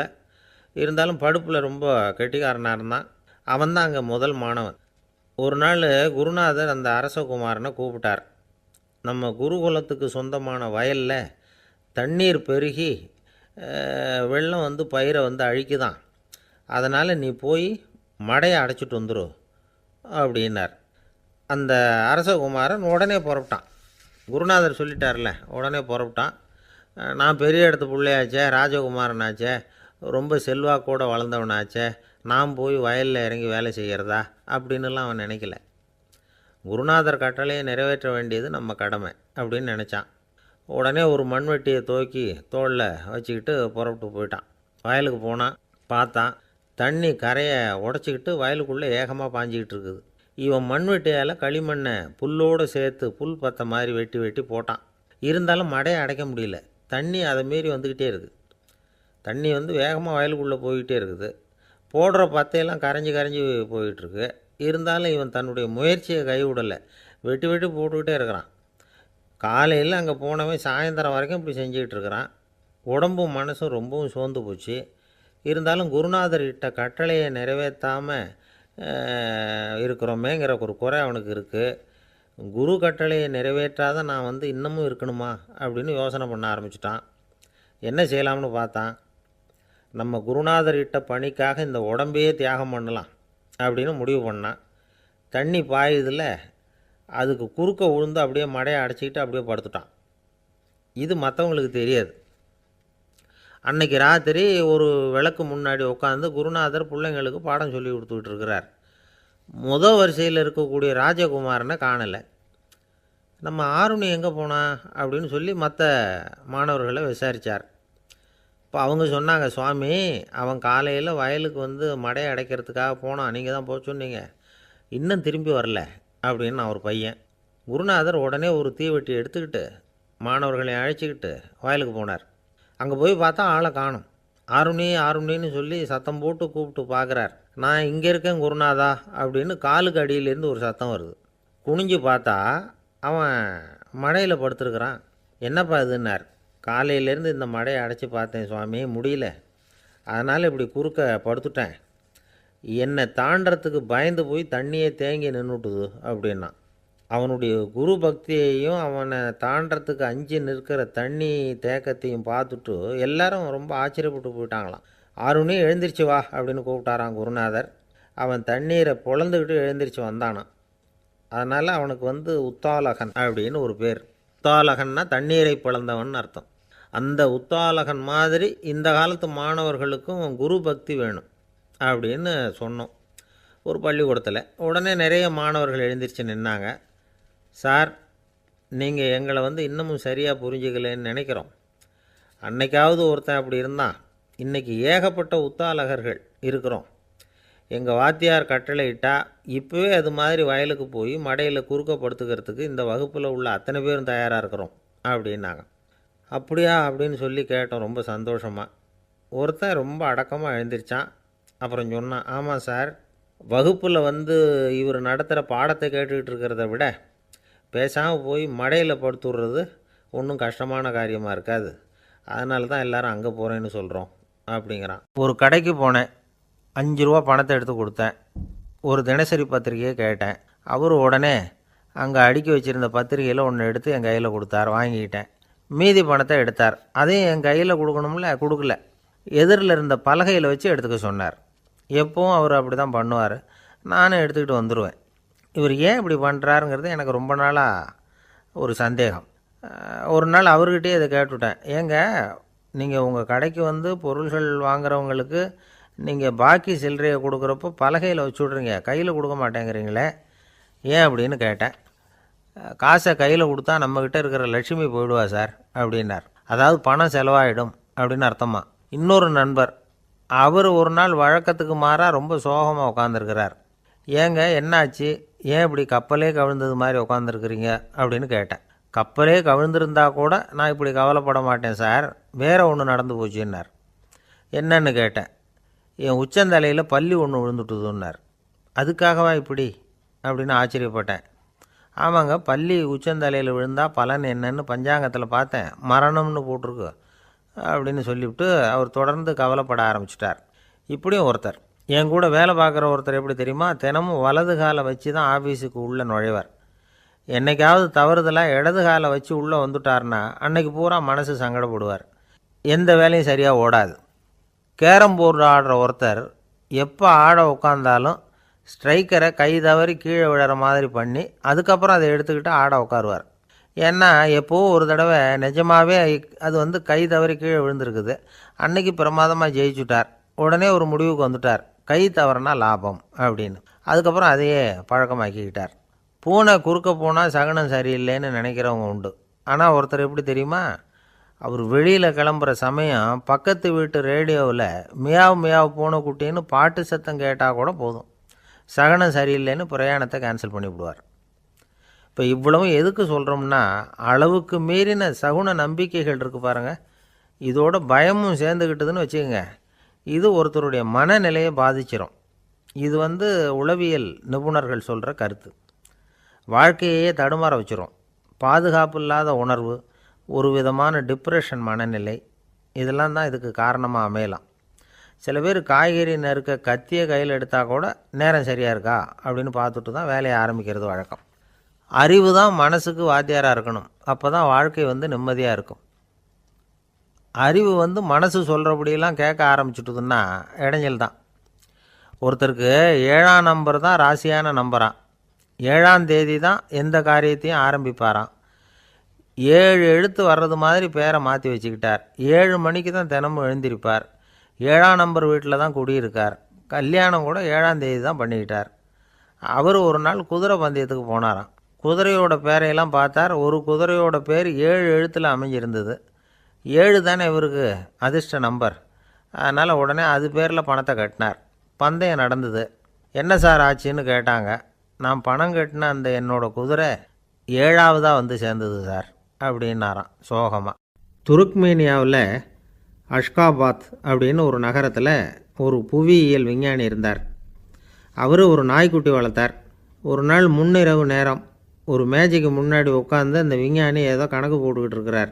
அவருக்கு ஒரு சின்ன பெண் குழந்தை, அது தொட்டிலில் தூங்கிட்டு இருக்குது.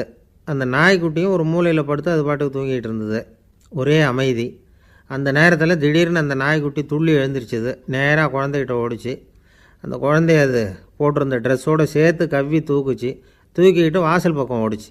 நாய்க்குட்டி குழந்தைய கவ்வி தூக்க முடியுமாங்கிற சந்தேகம் உங்களுக்கு இல்லையா? நீங்கள் நம்ம ஊர் நாய்க்குட்டியவே பார்த்து பழக்கப்பட்டிருக்கீங்க. அதனால் நம்புறதுக்கு சிரமமாக இருக்கும். அந்த ஊர்லெலாம் அது ரொம்ப ஸ்ட்ராங்காக இருக்கும். ஒரு ஏதோ கண்ணுக்குட்டி மாதிரி இருக்கும். விஞ்ஞானி அதை பார்த்துட்டார். உடனே அந்த நாய்க்கு வெறி பிடிச்சிட்டுதுன்னு முடிவு பண்ணிவிட்டு தன்னோட கை துப்பாக்கி எடுத்துக்கிட்டு ஓடி வந்தார். அவர் வெளியில் நாய்க்குட்டி எங்கே அப்படின்னு பார்த்து தேடுறார். அந்த நேரத்தில் அந்த வீடு இடிஞ்சு விழுது. காரணம் பூமி அதிர்ச்சி. இப்படி பூமி அதிர்ச்சி உண்டாக போகுதுங்கிறது அந்த நாய்க்குட்டிக்கு முன்னாடியே தெரிஞ்சு போச்சு. அதுதான் குழந்தைய தூக்கிட்டு வெளியில் ஓடி வந்திருக்குது. அது மூலமாக அந்த குடும்பத்தையே காப்பாற்றியிருக்குது அந்த நாய்க்குட்டி. இந்த சம்பவம் நடக்கிறதுக்கு 3 நாளைக்கு முன்னாடியே சில பிராணிகளுக்கு இப்படி நடக்க போகுதுங்கிறது தெரிஞ்சிருக்குதான். ஆமாம், அந்த நகரத்தில் 3 நாளைக்கு முன்னாடியே பாம்பு, பல்லி இதெல்லாம் அது தங்கியிருந்த வலையை விட்டு வெளியில் ஓடி வந்துட்டுது. அதே மாதிரி அங்கே இருந்த புறாவெல்லாம் பறந்து போயிடுச்சான். இதே மாதிரி யுகோஸ்லோவியாவில் கூட ஒரு நகரம், அங்கே ஒரு நாள் ராத்திரி ஒரு மிருக காட்சி சாலையில் திடீர்னு ஒரு பெரிய கலவரம், கூச்சல், குழப்பம். அங்கே இருந்த கழுதை, புலி, யானை, பறவை எல்லாம் கண்ணாபின்னான்னு கத்த ஆரம்பிச்சுட்டுது. நீர் யானை அதுக்குன்னு போடப்பட்டிருந்த தடுப்பையே தாண்டி குதித்து வெளியில் வந்துட்டு தான். மறுநாள் தான் எல்லாருக்கும் விஷயம் புரிஞ்சுது. அடுத்த நாள் காலையில் அங்கே பூமி அதிர்ச்சி உண்டாயிட்டுது. இப்போ பாருங்கள், அதாவது மனுஷனை போய் தீர்க்கதரிசி அது இதுன்னு சொல்லிகிட்டு இருக்கிறோம். இவனை விட அது பரவாயில்லைன்னு தோணுது. அதாவது மிருகங்கள் ஒன்று நடக்க போகுதுங்கிறத முன்னாடியே புரிஞ்சுக்குதே. சரி, இதெல்லாம் எப்படி அது முன்கூட்டி புரிஞ்சுக்குது? அதுதான் படைப்பு ரகசியம். அதை கண்டுபிடிக்கிறதுக்கு தான் மனுஷன் ஆராய்ச்சி பண்ணிகிட்டு இருக்கிறான். விஞ்ஞானிகளோட ஆராய்ச்சியெல்லாம் ஒரு பக்கம் இருக்கட்டும், வீட்டுக்குள்ளேயே சில ஆராய்ச்சி பண்ணி பாருங்களேன். இப்போ சில யோசனை சொல்லி அதை சோதனை பண்ணி பாருங்க அப்படின்னு ஒருத்தர் சொன்னாராம். அதாவது இப்போ மழை வருமா வராதா அப்படின்னு தெரிஞ்சுக்கணுமா, உடனே ஒரு பூனைக்குட்டி பின்னாடியே மெதுவாக போய் அது என்ன செய்யுதுன்னு கவனித்து பார்க்கணும். பூனைக்குட்டி தன்னோட பாதத்தினால சுகத்தில் அப்படி கீறிக்கிட்டு இருக்கும். அப்படி கீறினா கண்டிப்பாக மழை வரும். சில சமயம் பூனைக்குட்டி அப்படியே மல்லாந்து படுத்துக்கிட்டு பாதத்தை உயர தூக்கும், அப்படியும் எப்படியும் புரளும். இப்படி செஞ்சதுன்னா அன்னைக்கும் மழை இருக்காது. அதனால் முன்னாடி இருந்தது மழை வர்றதுக்கு அறிகுறி, இது மழை இல்லைங்கிறதுக்கு அறிகுறி. பறவைகள் பிராணிகள் இதுகளோட நடவடிக்கைகளை பார்த்துட்டு அதையெல்லாம் அடிப்படையாக வச்சு தான் காலநிலையை கண்டுபிடிக்கிற கருவிகளை கண்டுபிடிச்சிருக்கிறாங்க. வாத்து இருக்குல்ல, சில சமயம் தன்னோட அலகை தன்னோட இறகுகளில் அப்படியே புதைச்சிக்கும். அப்படி செஞ்சால் குளிர்காலம் வரப்போகுதுன்னு அர்த்தம். பருவநிலை குளிராக மாறப்போகுதுங்கிறதுக்கு இதுதான் அறிகுறி. சிட்டுக்குருவி இருக்குதுல்ல, அதெல்லாம் புழுதியில் உழுந்து புரளும், சிறகுகளை படபடன்னு அடிச்சுக்கும். அப்படி செஞ்சால் மழை வரப்போகுதுன்னு அர்த்தம். ஒன்று மட்டும் நாம் நல்லா தெரிஞ்சுக்கணும், இயற்கையின் சீற்றம்னு சொல்கிறோம் இல்லையா, இயற்கை ஏன் நம்ம மேலே கோவப்படுது? இயற்கையை நாம் அனுசரித்து போகிறதில்ல, அதனால் கோவப்படுது. காடுகளை அழிக்கப்படாது, விலங்குகளை கொல்லக்கூடாது, இயற்கை ஏற்படுத்தி வச்சுருக்கிற சமநிலையை கெடுக்கக்கூடாது. அதை புரிஞ்சுக்கிட்டு வாழ்ந்தோம்னா பூமியும் நடுங்காது, நாமளும் நடுங்க வேண்டிய அவசியம் இருக்காது. ஒருத்தர் இருந்தார், சாராய கடைக்கு போனாராம், நிறைய சாப்பிட்டார். அப்புறம் சொன்னார், இது ரொம்ப அற்புதமான சரக்கு போல் இருக்குது, உள்ளே போன உடனே இந்த பூமியே நடுங்கிறது மாதிரி இருக்குது எனக்கு அப்படின்னாராம். இதுக்கு கடைக்காரர் சொல்லியிருக்கார், நீங்கள் சாப்பிட்டது வெறும் பச்சை தண்ணி தாங்க, இப்போ ஏற்பட்டிருக்கிறது நிஜம் பூமி அதிர்ச்சி அப்படின்னாராம். ஒரு ராஜா இருந்தார், நாடு பூராவும் நிறைய மரங்களை நட்டு வளர்க்கணுங்கிறது அவரோட ஆசை. தானே அதுக்கு முன்மாதிரியாக இருக்கணும்னு நினச்சார். அரண்மனையை சுற்றி மரங்களை நட்டு வளர்த்தார். இதை பார்த்துட்டு ஜனங்களும் அவங்கவுங்க வீட்டை சுற்றி மரக்கன்றுகளை நட்டு வளர்த்தாங்க. கொஞ்ச காலத்தில் ஊர் பூரா பசுமையாக மாறிச்சு, எல்லாருக்கும் சந்தோஷமாக இருந்தது. இது ஒரு பக்கம் இருக்கட்டும், இப்போ நான் சொல்ல போகிற கதை வேறு. அதாவது அந்த ராஜா ஒரு நாள் தன்னுடைய அரண்மனையை சுற்றி இருக்கிற விதவிதமான மரங்களை எல்லாம் போய் பார்த்தார். எப்படி இருக்கிறீங்க அப்படின்னு ஒவ்வொரு மரத்துக்கிட்டையும் விசாரித்தாராம். எந்த மரமும் சந்தோஷமாக இருக்கிறதா தெரியல. அது அதுக்கும் மனசில் ஒரு குறை. முதல்ல ஆலமரத்துக்கிட்ட போனார். அது சொல்லிச்சு, மண்ணா நான் நல்லா பெருசாக வளர்ந்துருக்கிறேன், அடர்த்தியாக இருக்கிறேன், கிளையெல்லாம் 4 பக்கமும் நல்லா படர்ந்து தான் இருக்குது, இருந்தாலும் எந்த பிரயோஜனமும் இருக்கிறதா தெரியல எனக்கு. என்னுடைய பழம்லாம் ரொம்ப சின்னதாக இருக்குது, என் கண்ணுக்கு சரியாக புறப்பட மாட்டேங்குது. நான் இருக்கிற சைஸுக்கு என்னுடைய கிளையில் இருக்கிற பழம்லாம் எவ்வளோ பெருசாக இருக்கணும், அது இத்தினூண்டு இருக்கிறது எனக்கு பெரிய அவமானமாக இருக்குது. இப்படி இங்கே நின்றுக்கிட்டு இருக்கிறதே ரொம்ப கூச்சமாக இருக்குது. ஒரு நல்ல புயல் வந்ததுன்னா பேசாமல் சாஞ்சு விடலாமான்னு பார்க்குறேன் அப்படின்னு புலம்புது ஆலமரம். சரி இருக்கட்டும்னு நினச்சிக்கிட்டு ராஜா அடுத்தபடியாக ஒரு அத்தி மரத்துக்கிட்ட போனார். அதுவும் புலம்ப ஆரம்பிச்சுட்டுது. நான் கூட பெரிய மரம்தான், இல்லை இலையெல்லாம் அழகாக தான் இருக்குது, பழம் அழகாக இருக்குது, இருந்தாலும் உள்ள விஷயம் இல்லையே, அத்தி பழத்தை புட்டு பார்த்தா அத்தனையும் சொத்தை அப்படின்னு பழமொழியே உண்டாயிட்டுதே, இப்படி ஒரு கெட்ட பேரோடு நான் இருக்கணுமா அப்படின்னு புலம்புது அது. சரி இது இருக்கட்டும் அப்படின்னு சொல்லி அடுத்தபடியாக வேப்ப மரத்துக்கிட்ட போனார். அது தன்னுடைய வேதனையை வெளியிட்டது. எனக்கு எவ்வளவோ மருத்துவ குணங்கள்லாம் இருக்கிறதா சொல்லிக்கிறாங்க, இருந்தாலும் என்ன பிரயோஜனம், என்னுடைய பழத்தை மனிதர்கள் யாரும் விரும்பி சாப்பிட்றது இல்லையே அப்படின்னுது. ராஜா அடுத்தாப்புல இருந்த ஒரு பனை மரத்துக்கிட்ட போனார். நான் நல்லா உயரமாக தான் வளர்ந்துருக்கிறேன், மற்ற மரங்கள்லாம் என்னை அண்ணாந்து தான் பார்க்கணும், இருந்தாலும் என்கிட்ட நிழலுக்காக யாரும் ஒதுங்கிறது இல்லையே அப்படின்னுது. என்ன இது எல்லா மரமும் இப்படி திருப்தி இல்லாமல் இருந்துக்கிட்டு இருக்குதே அப்படின்னு நினச்சிக்கிட்டே ராஜா அடுத்தபடியாக அங்கே இருந்த ஒரு பைன் மரத்துக்கிட்ட போனார். அழகாக உயரமாக பசுமையாக தான் இருந்தது, ஆனால் பழமோ பூவோ கிடையாது. அதை நினச்சி அது வருத்தப்பட்டுக்கிட்டு இருக்குது. ஓக் மரம் அது ஒன்று நின்றுட்டு இருந்தது. அது என்ன சொல்லிச்சுன்னா, இலையுதிர் காலத்தில் என் மேலே இருக்கிற எல்லா இலைகளும் உதிர்ந்து போடுது, முடி கொட்டின மனிதர்கள் மாதிரி மொட்டையாக நான் நிற்க வேண்டியிருக்குது, என்ன வாழ்க்கை இது அப்படின்னு சொல்லி அழுத்துக்கிட்டது. சரி புளிய மரம் என்ன சொல்லுது பார்ப்போம்னு அதுக்கிட்ட போனால், என்னுடைய நிழலில் யாருமே தங்க மாட்டாங்க, உடம்புக்கு சூடுன்னு ஒதுங்கி போயிடுவாங்க, அடிமரத்தை பார்த்திங்கன்னா பட்டையெல்லாம் உறிஞ்சி பார்க்குறதுக்கே கேவலமாக இருப்பேன் அப்படின்னுது அது. முருங்கை மரம் என்ன சொல்லிச்சு தெரியுமா, என்னுடைய இலை காயெல்லாம் சாப்பிட்றவங்களுக்கு சத்து கொடுக்கறது வாசம்தான், ஆனால் என் உடம்புல சத்தே கிடையாது, கொஞ்சம் வேகமாக காற்று அடிச்சதுன்னா முறிஞ்சி விழுந்துடுறேன், என்ன வாழ்க்கை இது அப்படின்னு சொல்லி அது வருத்தப்பட்டது. ராஜா யோசனை பண்ணார், என்ன இது மரங்கள் பூமியின் வரங்கள்னு சொல்கிறோம், மழை பெய்யறதுக்கு அதுதான் காரணம், பூமி செழிப்பாக இருக்கிறதுக்கும் அதுதான் காரணம், வீடு கட்டுறதுக்கு மரம், நாற்காலி செய்ய உபயோகப்படுத்துறதுக்கும் அதுதான் உபயோகப்படுது, மனுஷனுக்கு வேண்டிய ஆகாரங்களையும் கொடுக்குது, இப்படிலாம் இருந்தும் எல்லா மரமும் நிம்மதி இல்லாமல் இருந்துக்கிட்டு இருக்குதே அப்படின்னு நினச்சார். அப்போது அங்கே இருந்த ஒரு மகிழ மரம் அவர் கண்ணில் பட்டுது. அந்த மரம் மட்டும் கொஞ்சம் நிம்மதியாக மகிழ்ச்சியாக இருக்கிறது மாதிரி தெரிஞ்சுது. உடனே ராஜா அதுக்கிட்ட போனார். உனக்கு மனசில் எதுவும் குறை இல்லையான்னு கேட்டார். இல்லை நான் சந்தோஷமாக தான் இருக்கேன்னு அந்த மகிழ மரம். அப்படியான்னு ஆச்சரியமாக கேட்டார் ராஜா. ஆமாம் மன்னா, இந்த இடத்துல நீங்கள் ஒரு முருங்கை மரத்தையோ வேப்ப மரத்தையோ கூட நட்டிருக்கலாம், ஆனால் இந்த இடத்துல நடுறதுக்கு என்ன தேர்ந்தெடுத்துருக்குறீங்க, அதுவே எனக்கு பெருமை, அதுவே எனக்கு திருப்தி அப்படின்னு தான் மகிழ மரம். மகிழ மரம் சாதாரணமாக தான் இருக்கும். இளம் மஞ்சள் நிறத்தில் பூக்கள், அது காய்ந்தும் மனம் வீசும். மகிழ மரம் மாதிரி மன திருப்தியோடு வாழறதுக்கு நாம் கற்றுக்கணுமா. நாம் இந்த உலகத்தில் ஒரு நாயாவோ நரியாவோ கூட பிறந்திருக்கலாம், மனுஷனாக பிறந்திருக்கிறோம், அதுவே பெருமை தானே. இந்த நிறைவு தான் மகிழ்ச்சியின் ரகசியம். ஒரு பையன் அப்பா கிட்ட போய், அப்பா நீங்கள் இந்த உலகத்தில் ஒரு மனுஷனாக பிறந்தது என்னோட அதிர்ஷ்டம் நானா. ஏண்டா அப்படி சொல்கிறேன்னு இருக்கார் அப்பா. நீங்கள் ஒரு கரடியாக பிறந்திருந்தா இந்நேரம் நானும் ஒரு கரடி குட்டியாக தானே இருந்திருப்பேன் அப்படின்னு நானா பையன். ஒரு ஊரில் ஒரு ராஜா இருந்தார். அந்த ராஜாவுக்கு ஒரு மந்திரி. ராஜா ரொம்ப நியாயமானவர், நேர்மையானவர், கண்டிப்பானவர். தப்பு செய்கிறது யாராக இருந்தாலும் தண்டனை கொடுப்பார். வேண்டியவங்களுக்கு ஒரு நியாயம், வேண்டாதவங்களுக்கு ஒரு நியாயங்கிறதெல்லாம் அவர்கிட்ட கிடையாது. ஒரு சமயம் அரசவையில் அந்த அமைச்சரே விதிமுறைகளுக்கு புறம்பா ஏதோ நடந்துகிட்டு இருக்கார். மன்னருக்கு கோபம் வந்துட்டுது. உடனே அந்த அமைச்சரை கிட்டத்தில் கூப்பிட்டு அவர் கன்னத்தில் ஓங்கி ஒரு அறை கொடுத்துட்டாராம். உடனே அந்த அமைச்சர் என்ன பண்ணார் தெரியுமா, நேராக போனார். அங்கே நின்றுகிட்டு இருந்த இன்னொருத்தர் கன்னத்தில் ஓங்கி அரைஞ்சார். அறை வாங்கினவர் திகைச்சு போயிட்டார். இவர் ஏன் நம்மளை அரைகிறார் அப்படின்னு யோசனை பண்ணார். மன்னரும் திகைச்சு போயிட்டார். நாம இவரை அரைஞ்சா அதுக்காக இவர் போய் இன்னொருத்தரை அரையணுமா அப்படின்னு யோசனை பண்ணார். இவருக்கு என்ன பைத்தியமானு கூட நினைக்க ஆரம்பிச்சுட்டார். ஆனால் என்ன ஆச்சுன்னா, அப்புறம் அமைச்சர் அவர் கவனிச்சுக்கிட்டு இருந்தாரா, அவர் இன்னொருத்தர் அரைஞ்சார் இல்லையா, அந்த அறை வாங்கின ஆசாமியை பார்த்து கத்திக்கிட்டு இருந்தார். யார்? அமைச்சர். ஏன்பா என்கிட்ட அறையை வாங்கிட்டு இப்படி விவரம் இல்லாமல் நின்றுட்டு இருக்கிறிய, நான் உனக்கு கொடுத்ததை நீ வேற யாருக்கிட்டையாவது கொடுத்துரு அப்படின்னார். உடனே அந்த ஆள் பார்த்தான். தனக்கு அடுத்தபடியாக நின்றுக்கிட்டு இருந்தவனை ஓங்கி ஒரு அறை அரைஞ்சான். அவன் கன்னத்தை தடவிட்டே யோசனை பண்ணான். இது ஏதோ புரிஞ்சுக்கிட்ட மாதிரி அடுத்தாப்புல நின்றுட்டு இருந்தவனை அரைஞ்சான். இப்படி இந்த அறை மாறி மாறி போய்கிட்டே இருக்குது. ஊரு பூரா பிரயாணம் பண்ண ஆரம்பிச்சுட்டுது. அன்னைக்கு ராத்திரி அந்த ராஜா படுக்கிறதுக்காக போனார். அந்த நேரம் பார்த்து அவர் கன்னத்தில் பலார்னு ஒரு அறை விழுந்தது. நம்மளே அரையிறது யாரு அப்படின்னு அதிர்ச்சியோட மன்னர் திரும்பி பார்க்கறாரு. அரைஞ்சது அவரோட மனைவி. என்னாச்சு உனக்குன்னு கத்துனார் ராஜா. உங்களுக்கு தெரியாதா, ஊர் பூரா ஒருத்தர் மாற்றி ஒருத்தர் மூலமா இந்த அறை பிரயாணம் பண்ணிட்டு வருது அப்படின்னாங்க அந்த அம்மா. அப்படின்னா ஆரம்பிச்ச இடத்துக்கே வந்துட்டுதா அப்படின்னாராம் மன்னர். என்ன சொல்றீங்கன்னு கேட்டிருக்காங்க. இவர் விவரத்தை சொன்னாராம். அப்படின்னா நீங்க ஆரம்பிச்சு வச்ச இந்த விளையாட்டை நான் முடிச்சு வச்சுட்டேன் அப்படின்னாங்களாம் அந்த அம்மா. மறுநாள் காலை மறுபடியும் அரசவை கூடிச்சு அந்த அமைச்சர் மன்னரை பார்த்து கேட்டார், என்ன மகாராஜா, என்கிட்ட கொடுத்ததை திருப்பி வாங்கிட்டீங்களா அப்படின்னாராம். இப்படி நடக்கும்னு நான் எதிர்பார்க்கவே இல்லைன்னார் மன்னர். ஆனால் நான் எதிர்பார்த்தேன். அது எங்கே போயிட போகுது, ஊர் பூரா சுற்றி கடைசியில் உங்ககிட்ட தான் சேரும் அப்படிங்கிறது எனக்கு தெரியும் அப்படின்னார் அமைச்சர். இந்த கதை வேடிக்கையாக இருந்தால் கூட இதில் உள்ள கருத்து முக்கியமானது.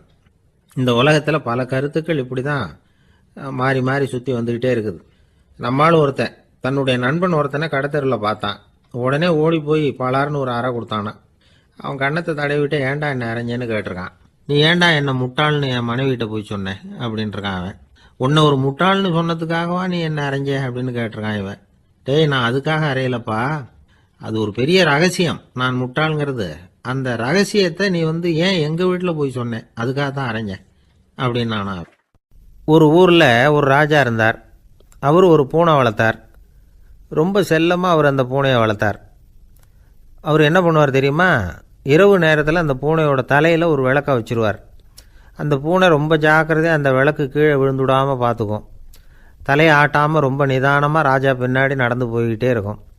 அந்த விளக்கு வெளிச்சத்தில் எல்லா வேலைகளையும் செஞ்சிருவார். கையில் ஒரு விளக்கை தனியாக எடுத்துகிட்டு போக வேண்டிய அவசியமே இல்லை. விளக்கை தூக்கிட்டு போகிற வேலையை அந்த பூனை பார்த்துக்கும். அதனால் ராஜாவுக்கு அந்த பூனை மேலே ரொம்ப பிரியம். மந்திரிகளையெல்லாம் கூப்பிட்டு அவங்கக்கிட்ட சொல்லுவார், பார்த்தீங்களா இந்த பூனை எவ்வளவு விசுவாசமாக நடக்குது, என் பேரில் எவ்வளவு மரியாதை பார்த்தீங்களா அதுக்கு அப்படிம்பார். இதை கேட்டுவிட்டு அங்கேருந்து அமைச்சர்களில் ஒருத்தர் சொன்னார், மன்னா நீங்கள் சொல்கிறது சரிதான், இருந்தாலும் இந்த பூனையோட விசுவாசத்தை நாம் கொஞ்சம் சோதித்து பார்க்க வேண்டியிருக்கு அப்படின்னாராம். சரி, உங்கள் ஆசையை ஏன் கெடுக்கணும், நல்லா சோதித்து பாருங்கள் அப்படின்னு சொல்லிவிட்டார் ராஜா. உடனே அந்த அமைச்சர் என்ன பண்ணார் தெரியுமா, எங்கேயோ புறப்பட்டு போனார். ஒரு 5-6 எலிகளை பிடிச்சிக்கிட்டு வந்தார். அரண்மனையில் ராஜா ஏதோ வேலை பார்த்துக்கிட்டு இருக்கிறாரு. பக்கத்தில் அந்த பூனை ரொம்ப பணிவாக நின்றுக்கிட்டு இருக்குது. அது தலையில் விளக்கு எரிஞ்சிக்கிட்டு இருக்கு. அமைச்சர் தான் பிடிச்சிக்கிட்டு வந்த எலிகளை அந்த பூனை பார்வையில் படுறது மாதிரி எதிரில் விட்டார்.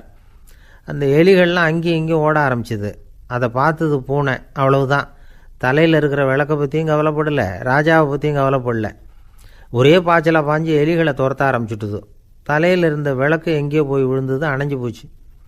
இருட்டில் ராஜா தடுமாற ஆரம்பிச்சுட்டார். இந்த சமயத்தில் அந்த அமைச்சர் மறுபடியும் விளக்கை ஏற்றினார். வெளிச்சம் வந்தது. அதுக்கப்புறம் அந்த அமைச்சர் பேசினார், அரசே, பூனையோட விசுவாசத்தை பார்த்தீங்களா? எலி அது கண்ணில் படுற வரைக்கும் தான் விசுவாசமாக இருந்தது. அது மாதிரி எலியை பார்த்ததும் எல்லாத்தையும் விட்டுட்டு அதை துரத்த ஆரம்பிச்சுட்டு பார்த்தீங்களா?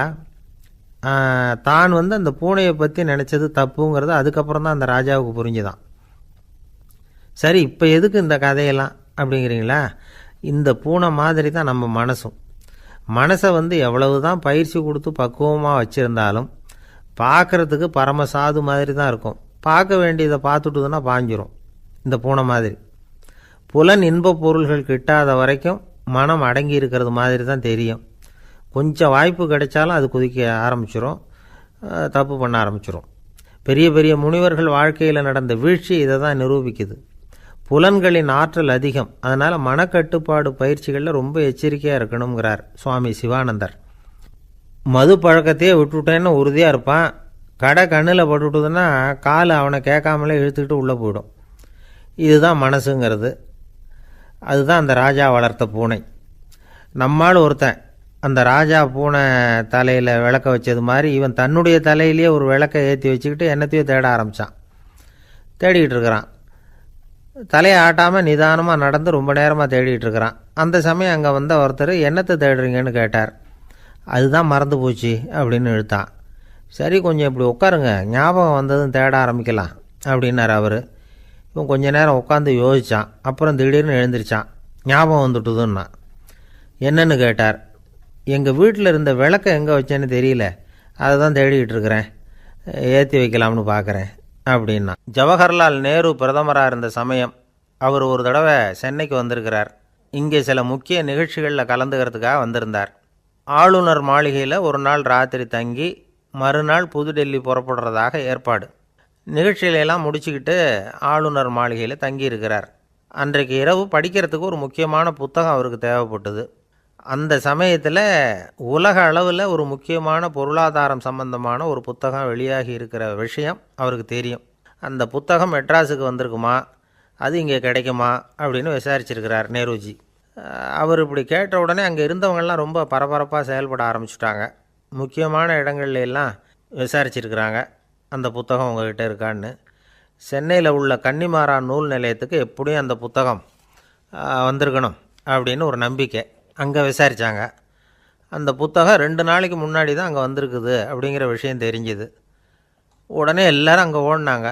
அவங்களுக்கு இன்னொரு சந்தேகம். புத்தகம் வந்திருக்கு சரி, அது இந்த சமயத்தில் வேறு யாரும் படிக்கிறதுக்கு எடுத்துகிட்டு போயிருக்கக்கூடாதே அப்படிங்கிற சந்தேகம் இருந்தாலும் மனசுக்குள்ளே ஒரு தைரியம். இப்படி ஒரு புத்தகம் வெளிவந்திருக்கிற விஷயமே நேருஜி சொல்லி தான் நமக்கே தெரியும். அதுவும் இல்லாமல் உலக பொருளாதாரம் சம்பந்தமான ஏதோ ஒரு புத்தகம் அது.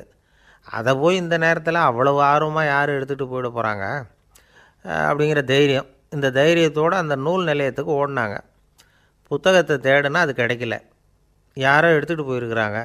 நேருவுக்கு மட்டுமே தெரிஞ்சிருந்த அந்த புத்தகம் பற்றின விஷயம் சென்னையில் வேற ஒருத்தருக்கும் தெரிஞ்சிருக்குது.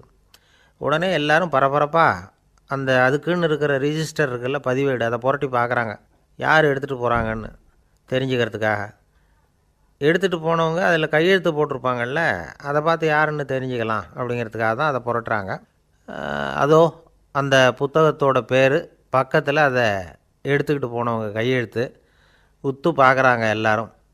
அதில் போட்டிருக்குது பேர் CN அண்ணாதுரை அப்படின்னு எழுதியிருந்தது. அவர் தான் பேரறிஞர் அண்ணா. நேரு படிக்க விரும்பின ஒரு புத்தகத்தை அதே நேரம் படிக்க விரும்பின இன்னொரு தலைவர் இவர். படிக்கிறதுல அவருக்கு இருந்த ஆர்வத்தை நாம் தெரிஞ்சுக்கணும்னா அதுக்கு எவ்வளவோ சம்பவங்கள் இருக்குது. கடைசி காலத்தில் அவர் அடையாறு மருத்துவமனையில் படுத்திருக்கிறார். அவருக்கு ஒரு முக்கியமான அறுவை சிகிச்சை செய்ய வேண்டியிருக்குது அவசரமாக. அமெரிக்காவிலேருந்து டாக்டர் மில்லர் வந்திருக்கிறார். அவர்கிட்ட கேட்குறார், டாக்டர் நாளைக்கே அறுவை சிகிச்சை செய்ய போகிறீங்களா அப்படின்னு. ஆமாங்கிறார் டாக்டர் மில்லர். நாளைக்கு மறுநாள் செஞ்சுக்கிறேனே அப்படின்னாரான் அண்ணா. ஏன் ஏதாவது நாள் பார்க்குறீங்களான்னு கேட்டிருக்கார். இல்லை, ஒரு புத்தகத்தை படிச்சுக்கிட்டு இருக்கிறேன், அதை நாளைக்குள்ளே முடிச்சிருவேன், அதுக்கப்புறம் நான் இறந்தாலும் கவலை இல்லை அப்படின்னாரான் இவர். அவர் தான் அறிஞர் அண்ணா. சங்ககால நூல்கள்லேருந்து சமீபத்தில் வந்த நூல்கள் வரைக்கும் எல்லாம் அவர் படிச்சிருக்கிறார். ஒரு திருமண விழாவில் அவர் பேசும்பொழுது சொன்ன விஷயம் இது. சங்க காலத்தில் காதலியை மணக்க விரும்புகிறவனுக்கு அவனுடைய தந்தை வீர சோதனைகள்லாம் வைப்பார். போய் புலிப்பல் கொண்டுக்கிட்டு வா, அப்போ தான் என் பொண்ணை கொடுப்பேன் அப்படின்னு சொல்லுவார். காதலன் உடனே காட்டுக்கு போவான், ஒரு புலியை கொன்று அதனுடைய பல்லை கொண்டுகிட்டு வருவான். அதை வீர பதக்கத்தில் பதிச்சு அவனுக்கு மாமனார் சூட்டுவார் கல்யாண சமயத்தில். இப்போலாம் காதலன் கிட்ட அப்படி சொல்ல முடியாது. இப்போலாம் காதலன்கிட்ட காட்டுக்கு போய் புலிப்பல் கொண்டுக்கிட்டு வான்னு யாராவது சொன்னால் புலி தான் மாப்பிள்ளையாக வந்து சேரும் அப்படின்னார். ஒரு இலக்கிய கூட்டம் ஏற்பாடு பண்ணியிருக்கிறோம், நீங்கள் அவசியம் வந்து அதில் பேசணும் அப்படின்னு கேட்டுக்கிட்டார் ஒருத்தர். வேணாங்க, 4 பேருக்கு முன்னாடி வந்து நிற்கிறதுனா எனக்கு ரொம்ப கூச்சமாக இருக்கும் அப்படின்னார் இவர். ஏன் சார் இன்னமும் குழந்த மாதிரி கூச்சப்படுறீங்களே அப்படின்னார் அவர். அவரை ஒரு மாதிரியாக சமாளித்து அனுப்பி வச்சுட்டு அதுக்கப்புறம் அதை பற்றி இவர் யோசித்து பார்த்துருக்கார். சில நிபுணர்கள் எழுதியிருக்கிறத படித்தும் பார்த்துருக்கிறார். மனோதத்துவ நிபுணர்கள் என்ன சொல்கிறாங்க தெரியுமா? 10லேருந்து 20% குழந்தைகள் பிறக்கிறப்பவே கூச்ச சுபாவம் கொண்டதாக தான் இருக்குதாம். ஒரு தாத்தா தன்னோட பேர பிள்ளைய ஆசையாக கூப்பிடுறார் விளையாட்டு காட்ட, அதை அழுதுகிட்டு ஓடி போகுது. ஒரு அம்மா தன்னோட பிள்ளைய பள்ளிக்கூடத்தில் சேர்க்கறதுக்காக கூப்பிட்டுக்கிட்டு போகிறாங்க. அந்த புள்ள அம்மாவோட முந்தானையில் ஒளிஞ்சிக்கிட்டு வெளில வரமாட்டேங்குது. இவங்களெல்லாம் எப்படி சமாளிக்கிறது? குழந்தைகளோட கூச்ச சுபாவத்தை போக்குறது எப்படி? இதுக்கு நிபுணர்கள் சில யோசனைகளை சொல்லியிருக்கிறாங்க. மற்றவங்களுக்கு முன்னாடி என் பையனுக்கு கூச்சம் ரொம்ப அதிகம் சார், மற்றவங்க பார்த்தா ரொம்ப வெக்கப்படுறான், இப்படி சொல்கிற அப்பாக்கள் உண்டு. என் பையன் புது மனுஷாலை பார்த்தா அட்டையாக ஒட்டிக்குவான் சார் அப்படின்னு சொல்கிற அப்பாக்களும் உண்டு. இப்படிலாம் குழந்தைகளுக்கு வந்து முத்திரை குத்துறது ரொம்ப தப்பான். புதுசாக யாராவது வீட்டுக்கு வந்தால் குழந்தை தானாக தன்னோட கூச்சத்தையும் பயத்தையும் போக்கிக்கிட்டு சகஜமாக மாறி வர்றதுக்கு வாய்ப்பு கொடுக்கணுமா. ஒரு கூட்டத்துக்கோ அல்லது சொந்தக்காரங்க கல்யாணத்துக்கோ குழந்தைய அழைச்சிட்டு போகிறீங்க, அங்கே போய் கட்டாயப்படுத்தி குழந்தைய மற்றவங்க கிட்ட பேச சொல்லக்கூடாது. சில சமயம் குழந்தை தானாக தன்னுடைய கூச்ச சுபாவத்தை விட்டு பேசுகிறதுக்கு முன் வந்தால் அதை பாராட்டணும். குழந்தை கலகலப்பு இல்லாமல் மௌனமாக இருந்ததுன்னா அதையும் கண்டுக்கக்கூடாது. குழந்தை பேச ஆரம்பித்தா அதை ஆர்வத்தோடு கவனிக்க தெரியணும். கலந்து உரையாடுற பழக்கத்தை வீட்லேயே ஆரம்பிக்கலாம். கேட்டதுக்கு பதில் சொல் அப்படின்னு நீங்கள் அதிகாரம் பண்ணிகிட்டு இருக்கக்கூடாது. அது வந்து குழந்தைக்கு பேசுகிற சந்தர்ப்பத்தை குறைச்சிருமா. இப்போ நாம் அதிகாரம் பண்ணால் கேலி செய்கிற பழக்கம் குழந்தைகளை வந்து ரொம்ப பாதிச்சிருமா. பெரியவங்களானதுக்கு அப்புறமும் சில பேர் கூச்சத்தோடவும் பயத்தோடவும் இருக்கிறதுக்கு இதுதான் காரணம். சின்ன வயசில் அவங்கெல்லாம் ஏதாவது கேலிக்கு ஆளாகி இருப்பாங்க. 2வது குழந்தை மூத்த குழந்தைய வந்து கேலிக்கு ஆளாகிற சந்தர்ப்பங்களை கண்டு கேலி பண்ணினா அது இளம் நெஞ்சங்களை விட்டு நீங்கிறதே இல்லையா. எப்பவும் குழந்தையோட நடை உடை பாவனைகளை பற்றி சொல்லிக்கிட்டே இருக்கக்கூடாதான். அதுவே கூச்ச சுபாவத்தை கொண்டுகிட்டு வந்துடுமா. அப்பா எங்கேன்னு யாராவது கேட்டால் இது மாதிரி இன்ன காரியத்துக்காக வெளியில் போயிருக்கார், இத்தனை மணிக்கு திரும்பி வருவார் அப்படின்னு சொல்கிற அளவுக்கு குழந்தைகளை வந்து பழக்கப்படுத்தி வைக்கணும். ஃபோன்லேயே யாராவது விசாரித்தா கூட இது மாதிரி பதில் சொல்லு அப்படின்னு சொல்லணும். சின்ன சின்ன மீட்டிங்கில் 4 வார்த்தை பேச தயார் பண்ணலாம். ஒரு கடையிலையோ அல்லது ஹோட்டல்லையோ ஏதாவது விவரம் கேட்கணும்னா உங்கள் குழந்தைய தைரியமாக அனுப்புங்க. குழந்தைகள் பணிவாகவும் பொறுமையாகவும் விவரம் கேட்குறப்போ கூச்ச சுபாவம் தானாக போயிடும். சின்ன வயசுலேயே இப்படிலாம் பழக்கப்படுத்தினா தான் வருங்காலத்தில் தைரியமாக இந்த சமுதாயத்தில் வாழ முடியும். இல்லைன்னா 60 வயசுலேயும் அடுப்பங்கரையை விட்டு வெளில வர்றதுக்கு கூச்சப்பட்டுக்கிட்டு தான் இருக்க வேண்டியிருக்கும். இந்த காலத்து பிள்ளைங்க எவ்வளவோ பரவாயில்ல, எதுக்கும் தயங்குறதில்ல, கூச்சப்படுறதில்ல. ஒரு அம்மா அடுப்பங்கரையிலேருந்து சத்தம் போட்டாங்க, டேய் ராமு, தயவு பண்ணி அந்த டிவியை நிறுத்துறா, அந்த பெண்ணோட குரல் மகா மோசம், அடுப்பங்கரையில் இருக்கிற என்னாலேயே அதை சகிச்சிக்க முடியல அப்படின்னாங்களாம். உடனே பையன் கொஞ்சம் கூட தயங்காமல் பதில் சொல்கிறான், அம்மா இந்த குரல் டிவியிலேருந்து வரல, எதிர்த்த விட்டு மாமி தான் இங்கே வந்திருக்கிறாங்க, அவங்க தான் இப்போ என்னோட பேசிக்கிட்டு இருக்கிறாங்க அப்படின்னு நான். ஒரு விவசாயி விதைக்கிறதுக்காக வயல்வெளி பக்கம் போகிறார். விதைகளை அள்ளி வீசினார். அப்போ என்ன ஆச்சுன்னா சில விதைகள் வந்து பாதை ஓரத்தில் விழுந்தது, சில விதைகள் முள் செடிகள் மண்டி இருந்த புதருக்கு இடையில் விழுந்தது, சில விதைகள் நல்ல நிலத்தில் விழுந்தது. பாதை ஓரத்தில் விழுந்த விதை என்ன ஆச்சுன்னா அதெல்லாம் பறவைகள் கண்ணில் போட்டுவிட்டுது. உடனே வந்து உட்காந்து கொத்தி தின்னுட்டு போட்டுது. அதிகமாக மண் இல்லாத பாறை பகுதியில் விழுந்த விதையெல்லாம் லேசாக வேர் விட்டு முளைக்க ஆரம்பிச்சிது. அதுக்கப்புறம் வேர் கீழேயும் ஆழமாக போக முடியல, மேலேயும் சூரிய வெப்பம் அதிகம் தாங்க முடியல, எல்லாம் காஞ்சி கருகி போட்டுது. புதர் பகுதியில் சில விதைகள் விழுந்தது இல்லையா, முள் செடிகள் காடாக மண்டி போயிருந்தது. அதனால் முளைச்சி வர்ற செடிக்கு நெருக்கடி அதிகமாக போட்டுது, சரியாக வளர முடியல, விளைச்சலும் சரியாக இல்லை. நல்ல நிலத்தில் விழுந்த விதைகள் மட்டும் நல்லா முளைச்சிது, நல்லா வளர்ந்தது, விளைச்சலும் பிரமாதமாக இருந்தது. இந்த கதையை சொல்லிவிட்டு கேட்கச் செவியுள்ளோர் கேட்கட்டும் அப்படிங்கிறார் இயேசு பெருமான்.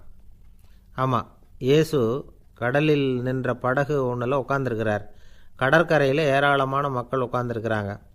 அந்த சமயத்தில் தான் இயேசு ஓமைகள் மூலமாக மக்களுக்கு பல உண்மைகளை சொல்லிகிட்டு இருக்கிறார். மக்கள் அந்த கதையை கேட்டுட்டு ஒன்றும் புரியாமல் முழிக்கிறாங்க. அதை கவனித்த இயேசு அந்த ஓமையை விளக்க ஆரம்பித்தார். இதில் அந்த விதைக்கிறவர் தான் இறைவன். அவருடைய வார்த்தைகளை விதைக்கிறார். அந்த வார்த்தைகளை கேட்கிற மக்கள் அந்த விழுந்த விதைகள் மாதிரி 4 வகையானவர்கள். சில பேர் பாதை ஓரத்தில் விழுந்த விதைகள் மாதிரி. இறைவன் வார்த்தைகளை அவங்க கேட்குறாங்க. ஆனால் தீய எண்ணங்கள் செய்கைகள் மூலமாக விதைக்கப்பட்ட வார்த்தைகள் அழிஞ்சு போடுது. இறைவன் வார்த்தைகளை கேட்ட உடனே மகிழ்ந்து போய் உடனே சில பேர் அதை ஏற்றுக்கிறாங்க. இவங்கெல்லாம் அந்த பாறை பகுதியில் விழுந்த விதைகள் மாதிரி. அதனால் இவங்கெல்லாம் வேறு இல்லாதவங்க. கொஞ்ச காலத்துக்கு இறை வார்த்தைகளுக்கு கீழ்ப்படிந்து நடப்பாங்க. அதனால் ஏதாவது இடைஞ்சல் ஏற்பட்டால் உடனே தடுமாறுவாங்க. தங்கள்கிட்ட இருக்கிற நல்ல பண்புகளை விட்டுட்டு பாவ வழிகளுக்கு போயிடுவாங்க. முள் செடிகளுக்கு இடையில் விழுந்த விதைகள் மாதிரி உள்ளவங்க யாருன்னா, இவங்களுக்கு உலக கவலை உண்டு, செல்வத்தின் மீது மயக்கம் உடையவர்கள். உலக ஆசைகள் இவங்களுக்குள்ளே பூந்துடுறதுனால அங்கே இருக்கிற நல்ல பண்புகள் மறைஞ்சு போயிடுது. அதனால் அவங்களும் உபயோகம் இல்லாதவங்களாக ஆயிடுறாங்க.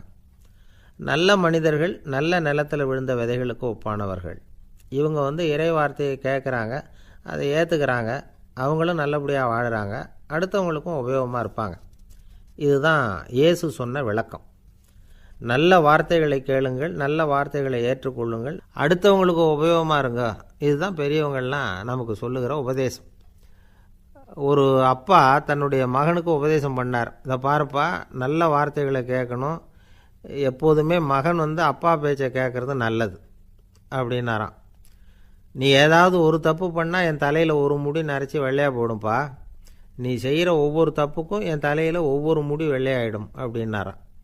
பையன் யோசித்தான், அப்பா இப்போ தான் எனக்கு புரியுது, தாத்தாவோட தலைமுடி பூராவும் வெள்ளையாக இருக்கிறதுக்கு என்ன காரணம்ங்கிறது எனக்கு இப்போ தான் புரியுது அப்படின்னானா. வங்க நாவலாசிரியர் சரத் சந்திரர் ஒரு நண்பர் அவர்கிட்ட வந்தார். வழக்கமாக எல்லா எழுத்தாளர்கள்கிட்டையும் கேட்குற ஒரு கேள்வியை கேட்டார். நீங்கள் எழுத்துத்துறைக்கு வந்தது எப்படி? இதுதான் கேள்வி. அதை தெரிஞ்சு என்ன பிரயோஜனம்னார் சரத் சந்திரர். சும்மா சொல்லுங்களேன், தெரிஞ்சுக்கிறேன் அப்படின்னார் வந்தவர். சரி சொல்கிறேன்னு ஆரம்பித்தார். நான் ரங்கூனில் வேலை பார்த்துக்கிட்டு இருந்தேன். சம்பளம் பத்தல. வேலையும் பார்த்துக்கிட்டு ஒரு பலசரக்கு கடை வைக்கலாம்னு நினச்சேன். என்னால் மளிகை கடை வச்சு சரியாக நடத்த முடியுமாங்கிற சந்தேகம் என் மனைவிக்கு. அதை சோதனை பண்ணி பார்க்கணுங்கிறதுக்காக சில பொருள்களின் அளவு, அதோட விலை, இப்படி சிலதை சொல்லி எல்லாத்தையும் மனக்கணக்காக கூட்டி போட சொன்னாங்க. என்னால் சரியாக கூட்டி சொல்ல முடியல. உங்களால் மளிகை கடை நடத்த முடியாதுன்னு சொல்லிவிட்டாங்க. உடனே என்ன பண்ணுறது, வேறு வழி இல்லை, கதை எழுத ஆரம்பிச்சிட்டேன் அப்படின்னார். கேட்டவருக்கு சிரிப்பு வந்துட்டு தான். சரத் சந்திரர் ஒரு பக்கம் சீரியஸான நாவல்கள், சிறுகதைகள் எழுதியிருந்தாலும் அவருடைய இன்னொரு பக்கம் வேறு விதம். நண்பர்கள்கிட்ட பேசும்பொழுதும் சரி, அவர்களுக்கு கடிதங்கள் எழுதும்போதும் சரி, கேலியும் கிண்டலும் நகைச்சுவை உணர்வும் அதிகமாக இருக்கும். காந்திஜி ஒரு சமயம் கல்கத்தாவுக்கு வந்திருந்தார். தேசபக்தர்கள் பல பேர் அவர்கிட்ட பேசிக்கிட்டு இருந்தாங்க. அப்போது சரத் சந்திரரும் அங்கே இருந்தார். கிரண் சங்கர் ராய் அப்படிங்கிறவரும் அங்கே இருந்தார்.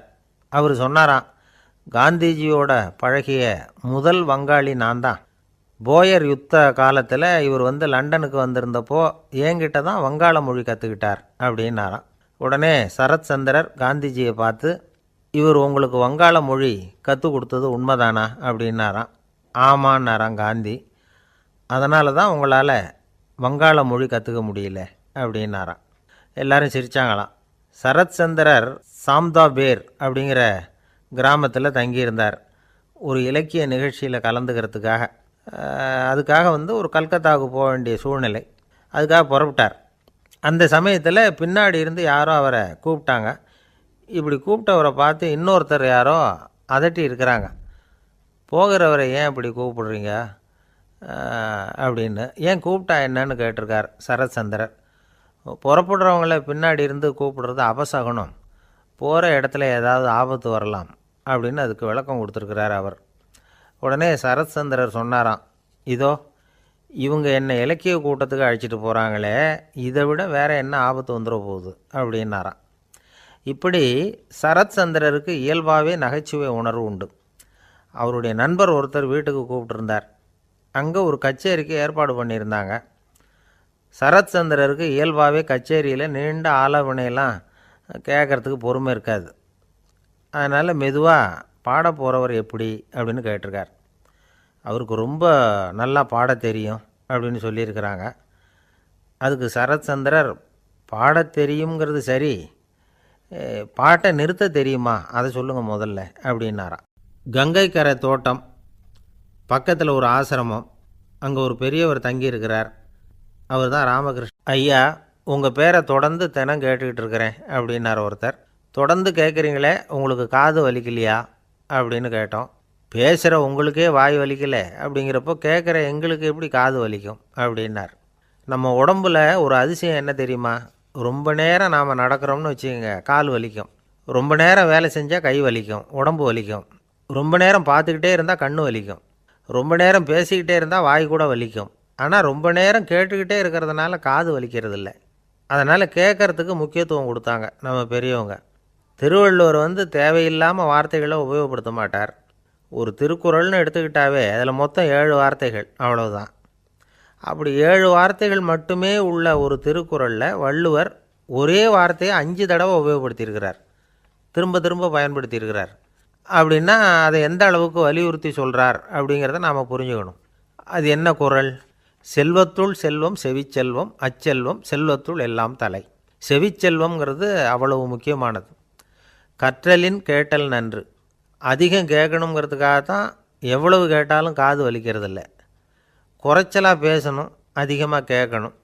இன்னொரு விஷயம் கவனிங்க, நம்ம உடம்பில் கண்ணுக்கு மூடி இருக்குது, எதையாவது நாம் பார்க்க விரும்பலைன்னா உடனே கண்ணை மூடிக்கலாம். நம்ம வாய்க்கு மூடி இருக்குது, பேச விருப்பம் இல்லையா, வாயை மூடிக்கலாம். மூக்குக்கு கூட மூடிக்கிற வசதி இருக்குது, எதையாவது முகர விருப்பம் இல்லையா, மூச்சை அடக்கிக்கலாம். ஆனால் பாருங்கள், காதுக்கு மூடி கிடையாது, அதை கையால் தான் மூட முடியும். யார் என்ன சொன்னாலும் அது நல்லதோ கெட்டதோ காதில் விழுந்துக்கிட்டு தான் இருக்கும். அறிவு தான் நல்ல விஷயங்களை எடுத்துக்கிட்டு கெட்ட விஷயங்களை விட்டுடணும். நல்ல கருத்துக்கள் நம்ம காதில் நிறைய விழுந்துக்கிட்டே இருக்கணும். அதை கேட்டு நாம் நல்லபடியாக வாழணுங்கிறது தான் படைப்பின் விருப்பம். ஆன்மீகவாதிகள் கூட ஒன்று சொல்லுவாங்க, அதாவது ஆன்மீக பாதையில் நீங்கள் முன்னேறணும்னா முதல்ல சிரவணம் செய்யணும்பாங்க. அதாவது பெரியவங்க சொல்கிற நல்ல கருத்துக்களை கேட்கணும் அப்படின்னு அதுக்கு அர்த்தம். அதனால் யார் நல்ல கருத்துக்களை சொன்னாலும் அதை காது கொடுத்து கேளுங்க. இவ்வளவு கருத்துக்களையும் நம்ம நேயர் ஒருத்தர்கிட்ட சொல்லிகிட்டு இருந்தோம். அவரும் சரி சரின்னு தலையாடிக்கிட்டே இருந்தார். அப்புறம் சொன்னார், நீங்கள் சொல்கிறது சரிதான் சார், காதுக்கு மூடி இல்லைங்கிறது ரொம்ப சரி. அதனால தான் உங்கள் தகவல் கூட நாங்கள் விரும்புகிறோமோ இல்லையோ தினம் காதில் விழுந்துக்கிட்டு இருக்குது அப்படின்னார். எங்களுக்கு ரொம்ப பெருமையாக இருந்தது. அப்படியா அப்படின்னோம். ஆனாலும் என்ன மாதிரி சில பேர் நீங்கள் தகவல் சொல்கிற சமயத்தில் காது